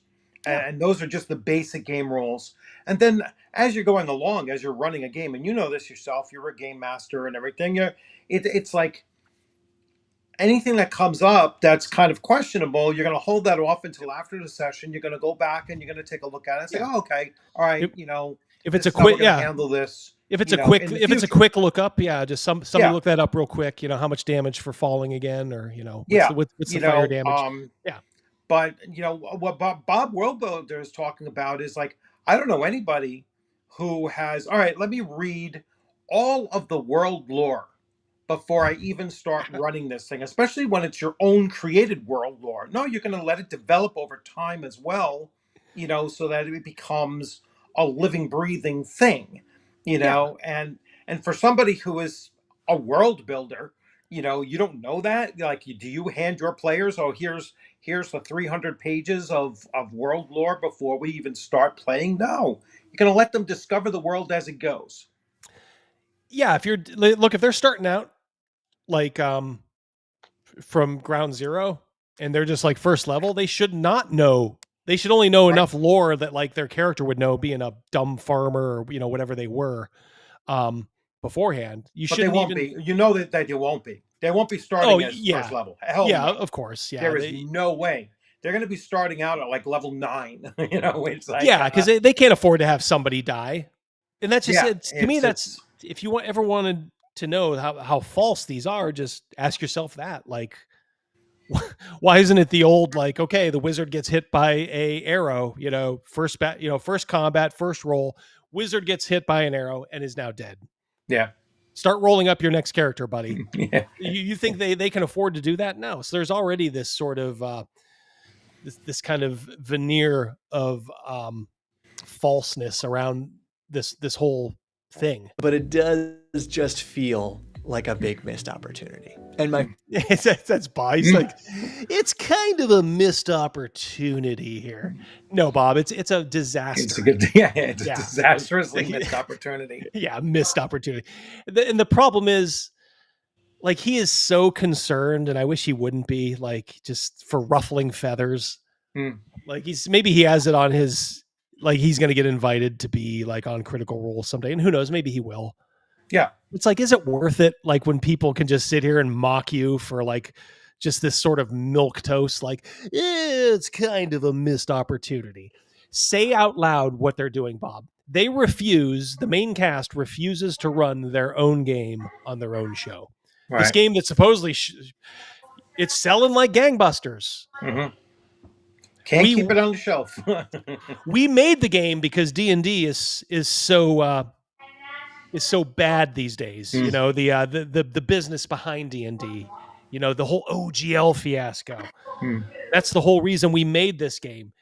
And we're just going to go right back to D&D. Not only that, the piece de resistance, the chef's kiss to it all, is that they're actually troubling themselves to learn the updates in D&D 2024. To me, that is the most hilarious thing in all this. They're not going to bother to learn their own game, but they will certainly go the extra mile to learn the updates to D&D 2024. Hilarious. Where is there evidence that the people have transitioned from 2014 to 2024? There's literally no real evidence that a bulk of the players had done that. Yeah, I mean, look, maybe we're only seeing part of the part of the story, or our own little sliver. Or maybe we're seeing what we want to see in some regards. Because I have heard contradicting things like, "Oh no, 2024 is selling really well." Could be. I think I do got to think though that a lot of people will just end up telling themselves like, why don't we just go back to 5e? Yeah. I mean, it's just easier. My final take on this is that it seems like Critical Role just continues to make good decisions. Even How could the you ones go that- through that whole thing and then, sum it up with, they just seem to make good decisions. Apparently guys- you didn't think so 2 seconds ago. Oh man, these guys are on point. Yeah, they are. They are killing it. But the thing is, they are making a good decision. But Bob can't say why they're making a good decision. They're making a great decision by not playing their own game. that seem weird, they always end up winning, right? Critical Role, yes, their viewership on like YouTube or Twitch or whatever has gone down over the last couple years. But remember, that's because we're hundreds of episodes like into a campaign, and they've been vacuuming up all those viewers into their own private platform Beacon. It's just that and probably you in the comments as well, unless you've owned a media empire, we just can't see it the way they can and can't like project how this is probably the right move for them, even though it seems wild right now. And Bob, it's almost fun just seeing like the inner workings, like the cogs turning in his head. It's like he's saying one thing, but he's got to be thinking another. He's got to be thinking it. With that, I am now going to read some articles about this and watch the announcement videos in an exclusive little video for Patreon and YouTube members and stuff. So if you want to see that and continue the rest of my rambling thoughts on this, you can check it out through the links below. Thank you for the support and keep building. He was rolling with hope. That's what he was doing. It's like I can fail in my analysis, but it'll still have a positive condition attached to it. They're not going to be too pissed off that I was trashing them for it. I like the rolling with hope. Yeah, it's a way to bring it in. Yeah, yeah. I tell you what, I will share. We'll go through it a little bit.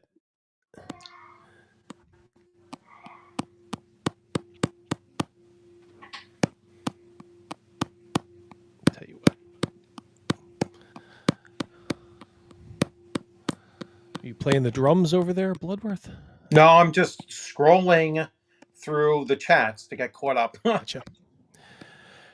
There we go. Here we go. Yep, this is your game. This is Daggerheart.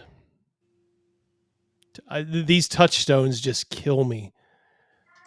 Every single game, 13th Age, Apocalypse Keys, Apocalypse World, Blades in the Dark, City of Mist, Cortex Prime, Cypher System, Dishonored, D&D, Flea Mortals,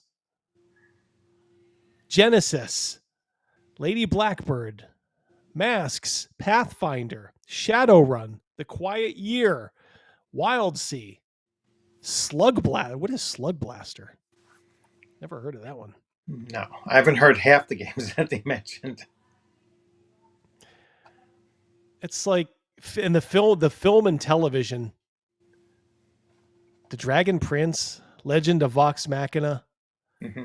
How can you get away with like it's your own property?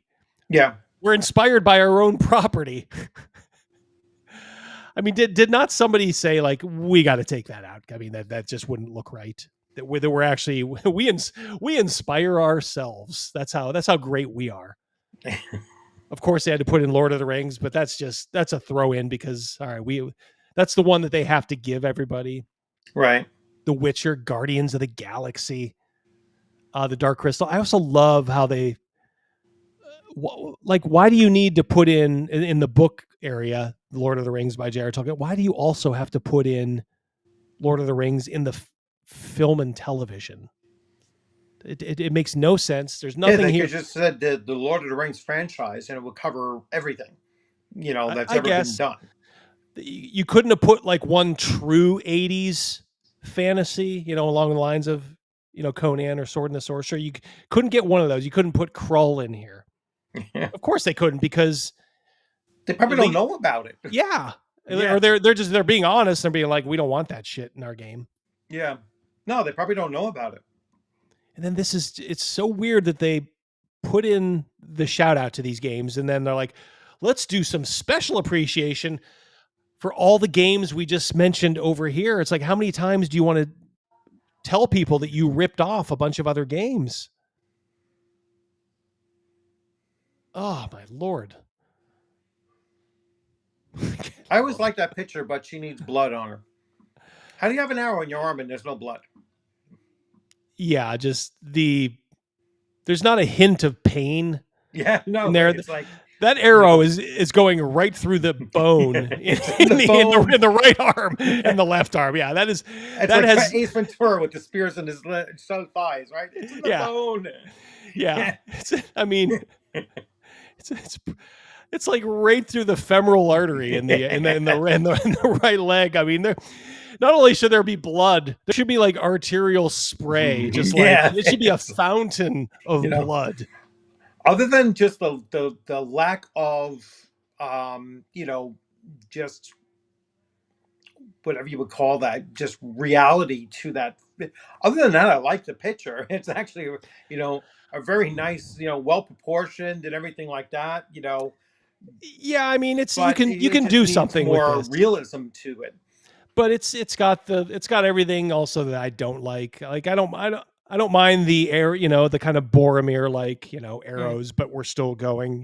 That's okay. But Boromir looked like he had just been hit with 8 arrows. But was still like fighting it. She's just like shaking it off. Like yeah. Also, it would. Like I'd love to see the arrows poking through, like it's so I'd like to see the other end. To me, that gives it a little bit more like not like gore, but just it's a little bit real. Like there's the other end of this arrow and it's got a little blood dripping off the edge.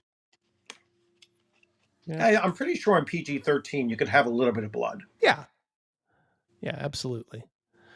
Oh well, they shuffled this game off to a channel that proudly presents themselves as not a BDSM podcast. I tried listening to that. When I was watching you earlier, I was like, all right, let me see what these people, because I never heard of them before. And first of all, their podcast, I couldn't find anything that was recent. Everything's like 2 years old.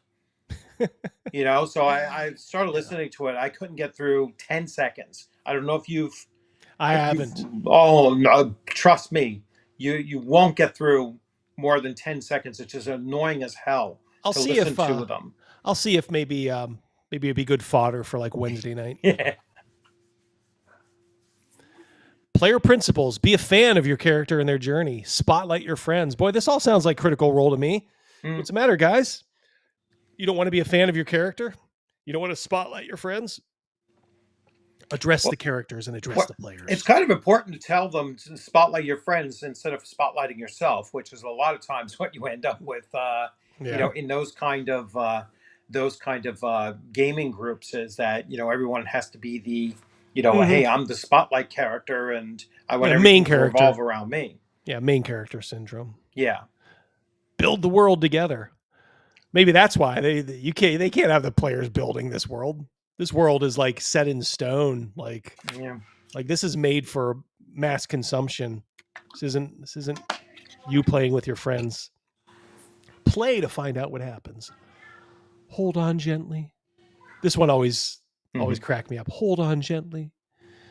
Improvisational storytelling isn't always perfect, and that's okay. Hold on gently to the fiction. It sounds so feminine to me. It disgusts me as a man. And what does that even mean? Hold on gently to the story. Does that mean like if your character or if something happens in the story, don't get so worried about, holding on to the story if it runs off on a tangent? I don't know what that even means. It reminds me of like when George H.W. Bush would talk about, we need a kinder, gentler nation. It's like, what? All right. Yeah. What does that even mean?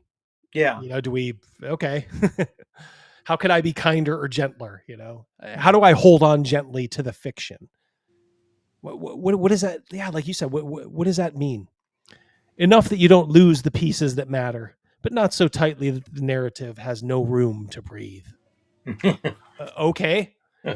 You want to translate that into English for me, please?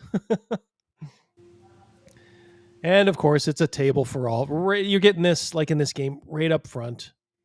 Game for players of all races, ethnicities, genders, faiths, sexualities, identities. Just like every other game Yeah, is and I'm always looking was. for the game that says the exact opposite Yeah. of that. I Yeah. want to see what, like, show me one game that says, if you're this, and this is not the game for you.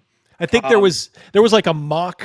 It wasn't like a mock game. I'm sure the guys that wrote it, had every intention of it being real. But I always remember there was a game called Rahowa, RAHOW, like yes. racial holy war. Yeah, it's like it was just a bunch of like let's just say extremists. It was a pun. It was a pun. Yeah, it was yeah. not a it was a meme. So RPG. So it's not. It wasn't serious, but I mean, I guess maybe that one was not for everyone, but every other game, it's like, it's just assumed that yes, as long as you're, willing to read the rules and, I have to look for that game now, Raul. I remember hearing about that a couple years ago. Oh yeah, it's an old one. I think it's like from the early 2000s or 90s. It was kind of in that whole like Fatal, if you remember that one. Yeah. That one, Rahowa. World of Cinnabar and Fatal were like always like mentioned as far as like the worst role-playing games ever made. I think like I have Fatal in PDF. I do too. Yeah. Yeah, that is. It's something. I apparently the guy that wrote it though was fairly young. He was like a teenager when he wrote it, and I'm quite impressed that a teenager could write 900 pages of anything. Yeah. Let alone that, he had some. I mean, he had some chops to get things done. I mean, it was a little. Let's just say, let's be kind and say, Fatal was a little uneven, maybe a little crunchy at times. But it was like I said, it was quite impressive that a teenager had written that much. Yeah. So. Yeah, there's Harvey. Fatal is for everyone. Now roll for the circumference. Roll for the circumference. Yeah. God. Yeah, this game. I do. There's circumference of everything on your body. Yep. Roll a die 12. We'll get to each hole specifically. Yeah, see, this is just not my cup of tea. I can see, some people maybe, but just this doesn't really speak to me. This is all. The only thing I could say about using those cards like that is that it makes character creation take less than 2 minutes. Oh, really? Okay. It literally does. Have you run this or played it? I've played it. I played it once, and the guy was kind of trying to run it as an OSR kind of, feel to it. We started with 0 level characters, which is not in the game system. So we didn't have all of those other things. But when I just went through character creation, I basically disregarded all of the beginning portion where it's all the bullshit. And I just went, let me just see the mechanics of it. And, you take, I'm going to be a human. I'm going to be a ranger. This is my background. And here are my 2 skills that I'm going to have to start. And so you literally have five, things there. You select your attribute bonuses that you're going to place, which there's a preset that you can use if you wish to. And so once you have those 2 things done, you're done. That's your character right there. Okay. So, I mean, 2 minutes, is that it's the fastest character creation I've seen. So that's the one thing that I could say, hey, you know what? If it was easier to kill them off, you'd be like, hey, you know what? Here's 30 seconds. You could throw together a new character, and it literally doesn't take you longer than that. How did you find the actual mechanics in play? I like when I was looking at it, so my DM again, or game master, like he was certainly trying to make it more, more old school, and he didn't have us rolling a lot, because every time you roll, he has to consider, is this with hope or fear, and then come up with that thing. And that's where I could see it was like, if you were running this as written and you were having them roll for everything, oh my God, what a drain on the game master's just thought process of having to consider every single time you roll, it's almost always with hope or fear, and it's crazy. Yeah, I could sense that. In fact, I did a video about it, and I said this mechanic is what's going to break the game, and it's going to lead to DM burnout, and it's exactly that. And then go read the comments to that video. Yeah, it's just you get so many critters coming in saying like, "Oh no, you're wrong, bro. You don't have to do that. You can just save it up as meta currency." So I'm like, all right, well, that's fine, but then you can't promote this game as like being, an improv, tables delight, the best improv game ever. So it's got to be one or the other. At least I'll say this, at least, Matt Colville's game Draw Steel is unapologetically like tactical. Like it makes no sense at certain times. Yeah. Like he was relaying, I don't know if you saw the stream Wednesday, but he was talking about a situation where one of their players knew that they would get a dice enhancement bonus for like their big power if they were near death. So he was literally going around like trying to get like the enemies to almost kill him. Right. So he could like pop up and then like do die 10 instead of die 6, like 30 times or whatever. And and he ended up killing it. And I'm like, that makes zero sense. It's so retarded. But also that's the kind of game he unapologetically has. It's a tactical combat simulator. Right. So it almost makes sense in that regard, even though it's ludicrous. It makes sense. Here, this game doesn't know what it wants to be. Either the DM gets burnt out, like you said, because they almost fear rolling dice because, oh shit, I got to come up with some zany way, to make this success a little bit unbuckled, or I got to figure out a way to make the failure look a little bit better, polish the turd just a hair. Yeah. The other thing the Game Master did very well, I think, was to control the fact that there was no initiative being used. And so, and the other players, which they were great players, first time I ever played with them as well. And none of them were really trying to steal the spotlight, but not everybody was like getting ready to just jump in. And so anytime that the Game Master kind of saw that there was a little hesitancy in there, and he had some what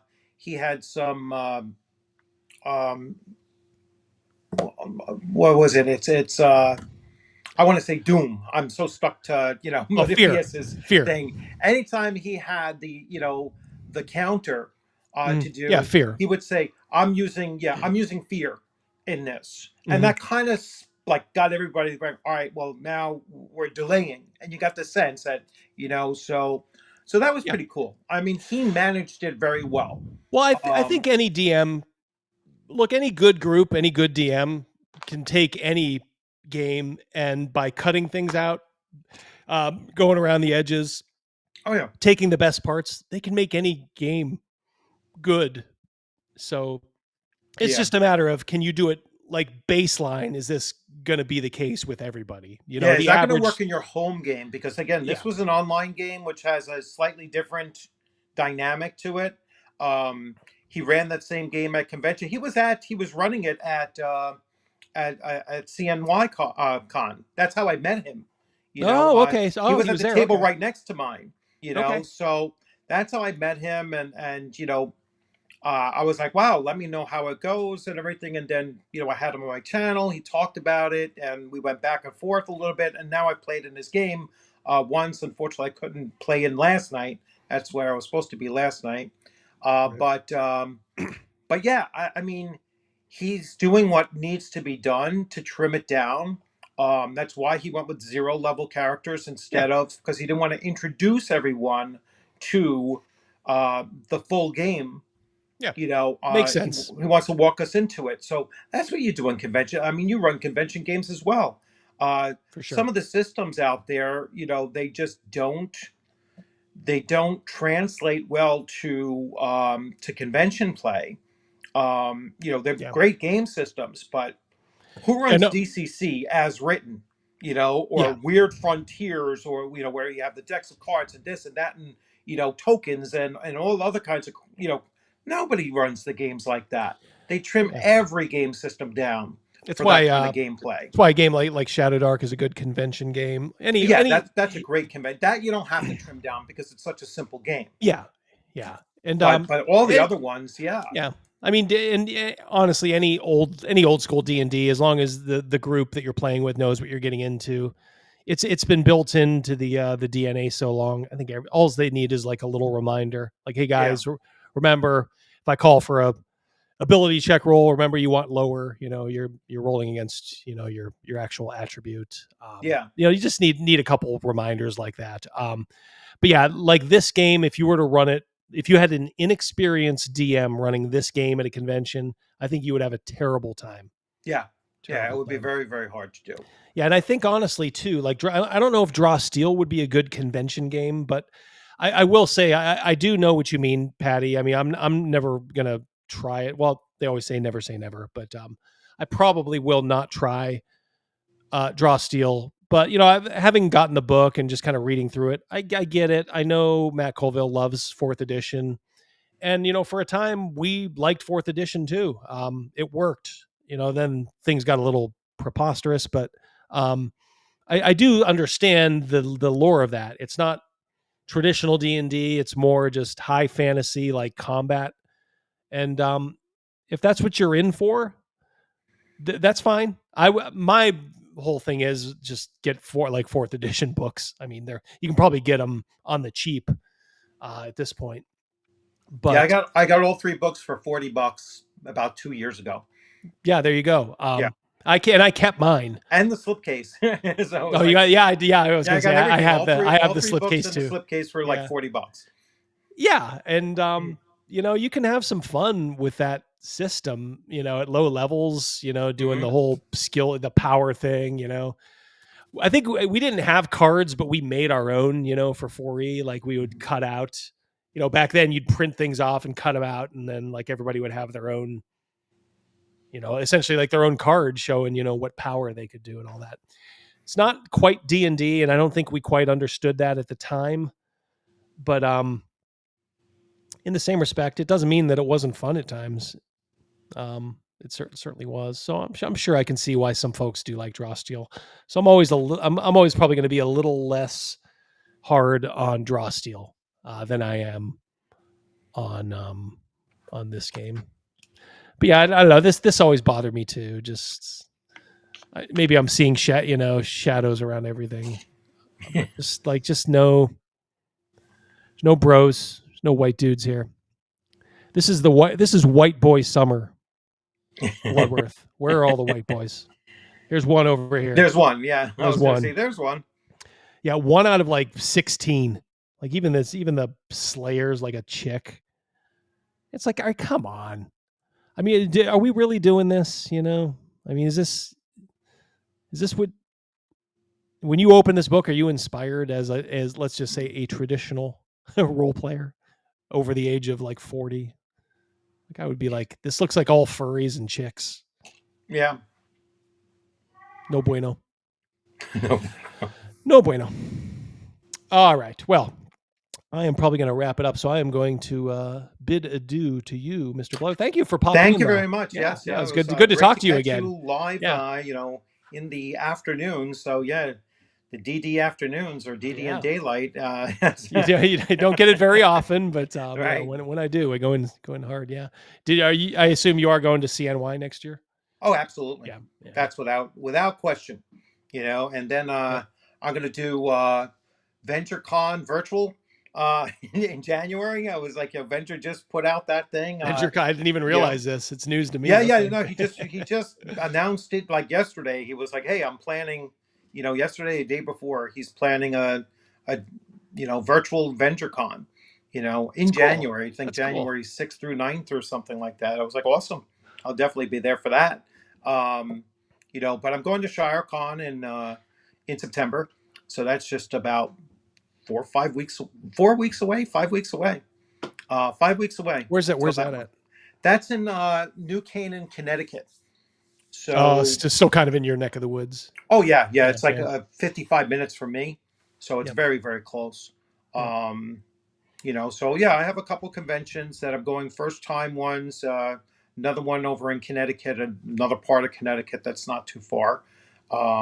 Just going for the one day for that one. So yeah, I have a pretty good, full plate of conventions that I'm planning on going to, and then, but yeah, CNY is always going to be there. That's I'm excited. That's a must go to. I'm excited about it Yeah. too. He's running a Conan theme, so I already told Roger, I was like, if you're doing a Conan theme, I am going to run everything but everything Conan. So I might run AD&D Conan, one of those movie modules.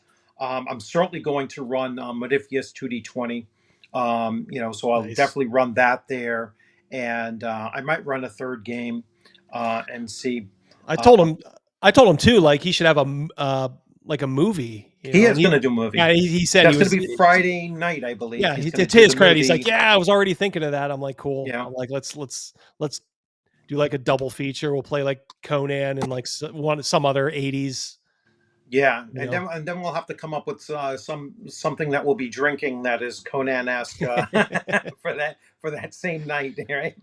As long as it's not that whiskey, that rot gut whiskey we had in the room afterward. That wasn't too bad. I'm not much of a whiskey drinker, but he needs like All Father mead or something like that. Yeah. It's like that would go well. It's just that stuff. It burned a little. It was good, but it burned a little. So yeah. So if unscripted and unchained, correct? Yep. Channel check out. Thank you very much for having me on, and if you're not already following Diversity and Dragons, I certainly recommend it. I am a member, nice. And you get a little tag next to your name there, so everyone can see, and highly recommend it. It's great stuff, and even if you can't catch it every single night because he does a lot, it's like catching it on these impromptu ones is always great. Yeah. So I enjoy it. Well, thank you very much, Bloodworth. Sure. We'll catch up soon. Thank you, brother. You have a good one. Thanks a lot. Yep. All righty. Thank you to Bloodworth, Unscripted Unchained. If you're not already a subscriber over there, check him out. He does good stuff. It was good talking to him. I did meet him in person at CNYCon. CNYCon, definitely. If you can go to that, I think that's going to be, North Texas North, if you know what I mean. So my guess is it'll probably outgrow where it is pretty soon. I'll talk with you guys for a moment. Isaac Priestley. Am I working today or what? I am off. Took some vacation time. I was just doing it just to sleep in. And a lot of my 9-to-5 job, a lot of my work is already done for the month. So, Spin Gypsy, thank you very much. Thanks all you guys for your generous super chats. Yes, Dwaro Deep, fantastic adventure from Greg Gillespie, his Dragon Slayer system. If you're looking for an OSR game, that's one of the ones I would recommend. Like a true like retro clone OSR, that in Hyperborea is good. And that is a great scenario. Essentially, it's Moria for the OSR. So, yes. Yep. You know, Decado. Yep. I believe I met you there too. If you're the person I'm thinking of. CNY rocks. Yep. Let's see a couple others. Yeah, still love 4E. Don't ever be ashamed of that either. I think so many people gaslit, not gaslit. I mean, there were legit concerns, but like the zeitgeist was just kind of like, well, 4E sucks, so we can't do that anymore. I think there were a lot of people who were like, it's actually kind of fun. Like I said, at like 6th or 7th level, you're like, all right, the defense of this creature is 35. Oh, well, no problem. I'm adding like 28 to the roll, so we're good. So it's just after a while, it was just kind of math for math's purpose. But generally speaking, for a long time, it served us well. So don't be ashamed of loving 4E. And some people say, well, like maybe that's like when the wokeness came in. I don't think there's anything woke in like the 4E stuff. It just good Wayne Reynolds art. It was still trying to be related to D&D, even if it wasn't quite the traditional D&D. It was only about midway through 5e that the wheels just completely fell off. Completely. Alrighty. Let's see here. Do my last little comb through of comments. And then we'll head on out of here. Let you guys either get back to work. Hopefully you're not getting into trouble. Yeah, Jeffrem, good surprise. Good seeing you here, my friend. Yeah, shocking, right? I think me and Mrs. D are going to be at Con on the Cob. That's just south of Cleveland in October. So I don't know if anybody's going to be. Ryan, I don't know if you're still here. If you're going to go to Con on the Cob or not. But we'll be there. At least I think so. Yep. Should be on your bucket list. Yep. Yeah. So yeah, it was definitely good meeting you. Yep. I know exactly who you are. Yep. All right. Yep. Surly, good seeing you. You all have a great weekend. Sitting in your store, no trouble. All right. Well, in summary, Critical Role doesn't have faith in their own product. That's the takeaway. And they can spin it any way they want. They can have people like, Bob try to ball wash us into believing that's not the case, but it is the case. And you know what? It's the right move. It's cynical. It's egotistical. But from a business point of view, it's the exact right move. Why wouldn't you? So, hey, more power to them. As always, they'll land on their feet. And, hey, all you suckers who bought Daggerheart, Crom laughs at you.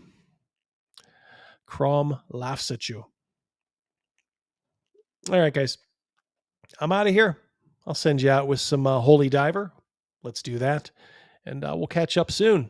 So have a great weekend. If you're gaming, happy gaming. And if you're just hanging around with friends and family, stay safe and have fun. All right, guys. Peace.